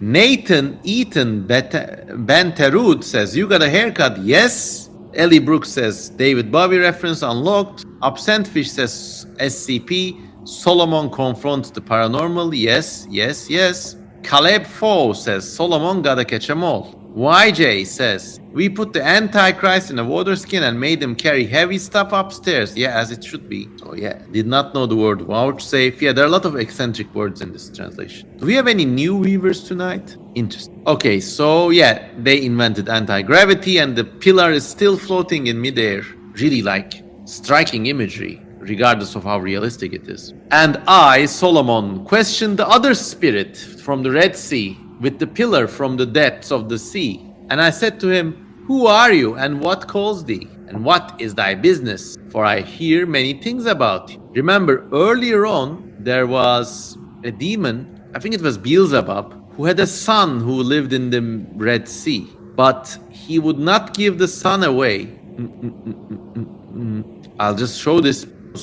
I think it's relevant. Where was it? Okay, so Beelzebub says, I control all those who are bound in Tartarus, but I too have a child, and he haunts the Red Sea. And on any suitable occasion, he comes up to me again, but he doesn't give it away. So yeah, good that, Beelzebub. But now I think the demon of the Red Sea is here, doing anti-gravity shit, and looks like this demon is that demon, Beelzebub's son. And the demon answered, I, O King Solomon, and I'm called �TESTAMENT. I am a descendant of the archangels. Once, as I sat in the first heaven, of which the name is Ameleuth, I then am a fierce spirit and wing, and with a single wing, plotting against every spirit under heaven. I was there when Moses went in before Pharaoh, and I hardened his heart. I am he whom Yannes and Yambres invoked, homing with Moses in Egypt.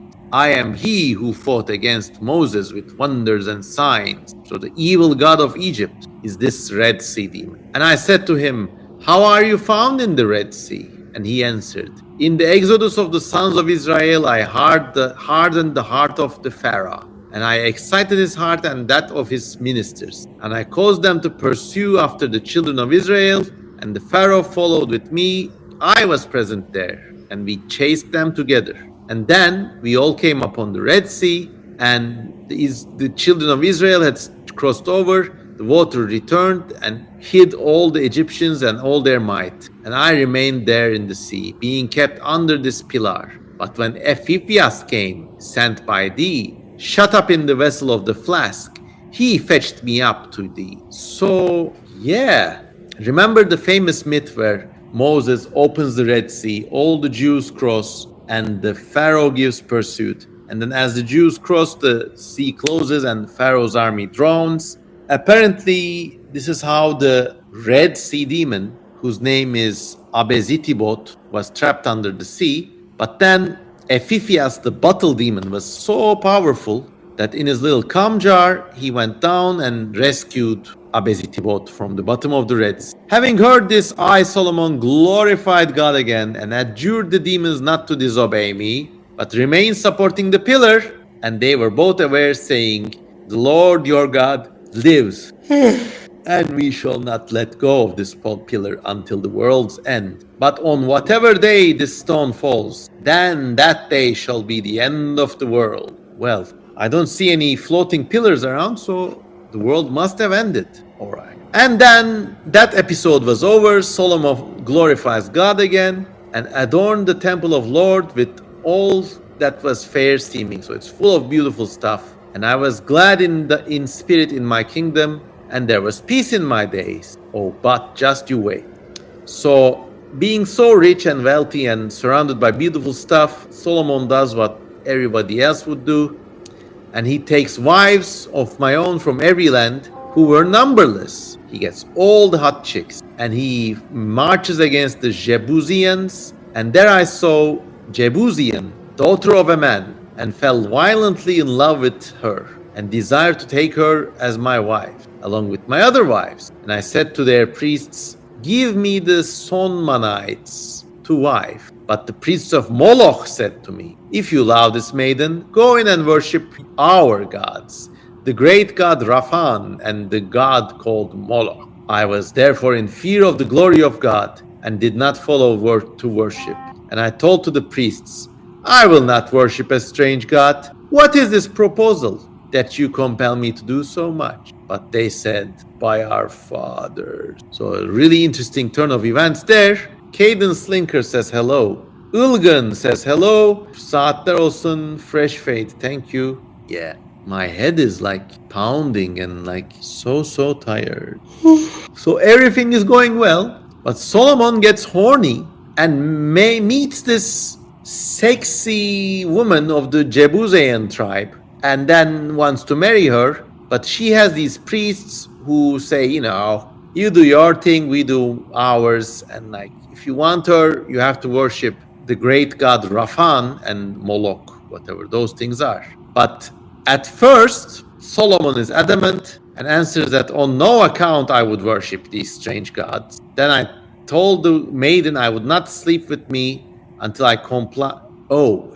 They told the maiden not to sleep with me until I complied and sacrificed to their strange gods. I was then moved, but the crafty Eros, not your fault, it's always Eros, brought and lied by her for me 5 grasshoppers, saying, take these grasshoppers and crush them, oh my God, together in the name of the god Moloch, and then I will sleep with you. So this girl was like a real kinky, bad, hot chick. If this was a film, she would be played by an esteemed actress like Charlotte Sartre or somebody like that. If you don't know this, you are blessed. Anyways, but this girl is like, if you want to sleep with me, you have to sacrifice some grasshoppers to Moloch and shit. Then you can have any hole you want. And then, Solomon being a hot-blooded man, I guess I could do it just once. And then sacrifices 5 little grasshoppers to the great god Moloch. And what a fucker. What a loser. This actually he did. I just can't do it, man. And then at once the spirit of the god departed from me, and he became weak as well as foolish in my words. And after that, I was obliged by sexy lady to build a temple to the idols of Baal and to Rapha and to Moloch and to other idols. Oh my God, what did you do? Motherfucker, you had one job. You got wives from all over the world. And like in these stories, I'm not always on the good guy's side. Sometimes they're sanctimonious. But you spend all this time capturing all these demons, putting them to work, building this temple, getting the anti-gravity column on, putting the heavy stone up, curing disease, curing childbirth deaths. Oh my God. For the want of crazy pussy, whole kingdom is ruined. Well, maybe this is why this book was not officially a part of the Bible. But then again, there are far weirder stuff in the Bible, so you never know. So yeah, being a pussy slave and a weak beta male, Solomon hooks up with this goth Charlotte demon queen and starts worshipping demons. Eddie Brooks says, I would eat grasshoppers for Charlotte Sartre, I got it. Well, completely independent from this, in my previous stream, I actually had a dried grasshopper with me and I ate it live. But yeah, I was under no such influence. Jagreen Learn says, I would worship Moloch for Charlotte Sartre. Would you? Come on. She's an adorable lady, but boy got lost, yes. Story is pog, but if you're not feeling well, don't push yourself as King Kamishiro. No, I got this. And it's just almost done anyways. What do you think, everybody? What kind of movie should this be? We're going to talk about this after I finish the story. And then it almost all ends now. I, Solomon, the wretch that I am, followed her advice, and the glory of God quite departed from me. My spirit was darkened, You could see the future, and I became the sport of idols and demons. That's a cool expression. Becoming the sport of idols and demons. Wherefore I wrote out this testament, so that you who get possession of it may pity and attend to the last things and not to the first, so that you may find grace forever and ever. Amen. I guess it is implied that as Solomon simps out for this demon stuff, all the demons he previously captured were let loose, and they are now haunting and tainting the world, and we live in an imperfect, bad ending universe. Oh well. Well, that's that, everyone. This is the end of our dramatic reading of the Testament of Solomon. Please support me on patreon.com. In fact, I'm going to upload this entire PDF onto Patreon right now. So if you support me there, you can download it. And this was an incredible... I mean, we still have some time and I'm done with the reading. So talking to me is easier now. Even though I'm tired, I can keep up a dialogue. What do you think about the story so far? Jagreen Learn says very cool stuff. Yes, I mean, it's a metaphor of civilization. Very, very good stuff. What do you think? Had you read this book before? Had you heard about this? Ellie Brooks says, I love story time with Memo, esoteric style. Thank you. Nathan Eaton says, what if demons come from the ocean's abyss and not just from underground? Well, the text kind of hints that he is the Lord of everything on the ground and under the ground and below the ground. Emmanuel Apostoli says, what did I miss? Oh, you missed everything. You missed the tragic ending of Solomon. Jagreen Learn says, I haven't read this book before, but I did read some medieval Solomon grimoires. Yeah. Oh, well. Now, if the God of Hollywood came down to me and said, CM Kosemen, we want you to direct 10 episode, actually a multi-episode giant Hollywood treatment of the Testament of Solomon. God, it would be an amazing movie. Amazing. I'm surprised nobody has turned this into a historical miniseries. Well, maybe some Christian networks in the US may have done it, but it would be like, I would get Denis Villeneuve, the director of the Dune series, to direct. There'd be creatures. I would cast all incredible manners of actresses to play the demons. Yeah, it would be awesome.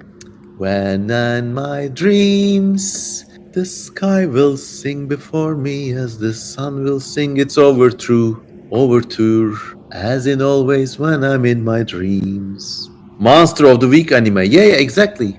And I think perhaps even Neon Genesis Evangelion had a kind of inspiration from this thing. Who knows? I saw Evangelion before I read the Testament of Solomon, but it's really like similar theme. KS says, you are the next Mel Brooks. This is the best compliment I got today. Thank you. Oh yes. King Kamishiro says, Solomon's story makes me feel better about myself.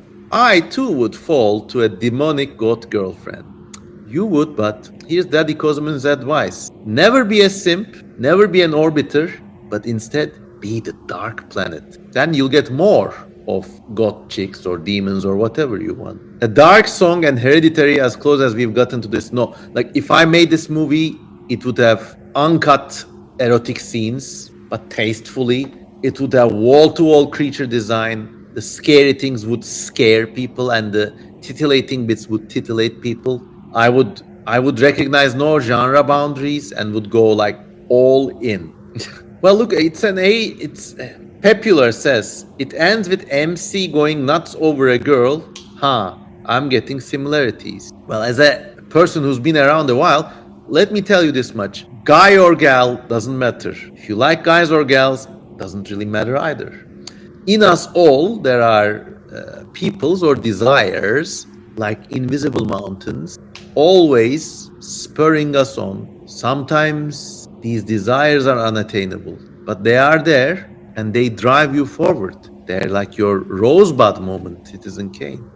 Stupid All Tomorrow's fan says, gotta go really quick, making food with my mom. Bon appetit. Absent Fish says, 4-hour movie, yes. Guillermo del Toro or Gore Verbinski as director. I would say maybe David Cronenberg or Denis Villeneuve. Alex Reese or Vincent Coviello for the concept art, yes, approved. And me as the art director and the script. Okay, you got yourself a team. Now we're putting together a team montage. All right, everyone. I think we're getting close to the end, but what do you think about the social implications and the historic background? Like, imagining a version of Christianity where this was canon was wild. What I really like about this story is how irreverent it is. Like, some bits are certainly meant to be funny, like you're meant to laugh at it, and some bits are really meant to be scary. Its holy texts were more than just dry texts for worship. They were like also tribal entertainment. And remember, back in those days, people did not have access to as much as diverse media as we have access to now. So yeah, I think the entire world should pool its artistic capability into a yearly movie, kind of like the Olympics, but there are demonic beings and body horror. Yeah. I mean, you would not need an enormous resource to. It would be an expensive film, but you would not need an Olympic budget to make this happen. Something like $100-200 million should do it easy. Perhaps even less if you don't cast stars. I mean, if you go with actors like Charlotte Sartre, yeah, you don't need to pay that much. All right, everybody, I'm going to call it a night, but this was really enjoyable. Thanks for standing with me through all these 3 episodes where we read the Testament of Solomon. I'm going to try to download the audios and collate them and kind of make them into one compact podcast. So thanks for bearing with me. If you're listening to this video or its audio form in YouTube as a later recording, please consider supporting me on Patreon. I can't tell this to you enough. I don't have an army of sex demons, so I need your support to keep doing this. And I've just been spending hours just talking about stuff. So, you could always afford to buy me a little coffee. And yeah. Also, before saying goodbye, let me know, all of you, where you are from, so we do a proper goodbye session. Where are you from? Where are you from? Where are you from? Robotipi says, see you, Mr. Kosemen. Robotipi is from Turkey. Goodbye, Turkey. Ellie Brooks is from Pennsylvania. Bye-bye, PA, for now. Jagreen is from New Jersey. Posted Archive is from Zambia. Really? Wow. Don't have many African listeners. Thank you. Good night, Zambia. Good night, New Jersey. Caleb Foe says Georgia, the U.S. state. Goodbye, Georgia. Goodbye, wherever you are. God, this thing was wild. One of the demons was I don't like pronouncing this, but an anal sex demon with 8 limbs and a dragon's body, and he made women fart. And that was his whole deal, just making women fart. And was a homophobe demon too. Made a special point saying that I can't get man pregnant. Yeah, wild tale. So yeah, go to my Patreon. You can download this PDF. Oh yeah, before we go, also let me know which demon in the entire series was your favorite. Which demon was your favorite? Which demon was your favorite? Which demon was your favorite? Ellie Brooks says, fart demon was my favorite. Ellie Brooks says, Onoskelis and fart demon tie. Robotipi says, Beelzebub is my favorite demon. He was a good parent. He stood up for his son under the Red Sea, protected him. I could agree with you. Can't agree with you more. Funny how in a lot of movies, Beelzebub is like the worst demon, but actually here he's one of the few demons who show a sympathetic act. King Kamishiro says, my favorite was the Headless Envy one. Yeah, that was scary. He has fire burning inside it, and he basically takes man's heads off, puts it into place of his own head, and it slowly burns back in, and he's left headless. And of course, it's a metaphor, losing your head, as the song goes. Where's your head at?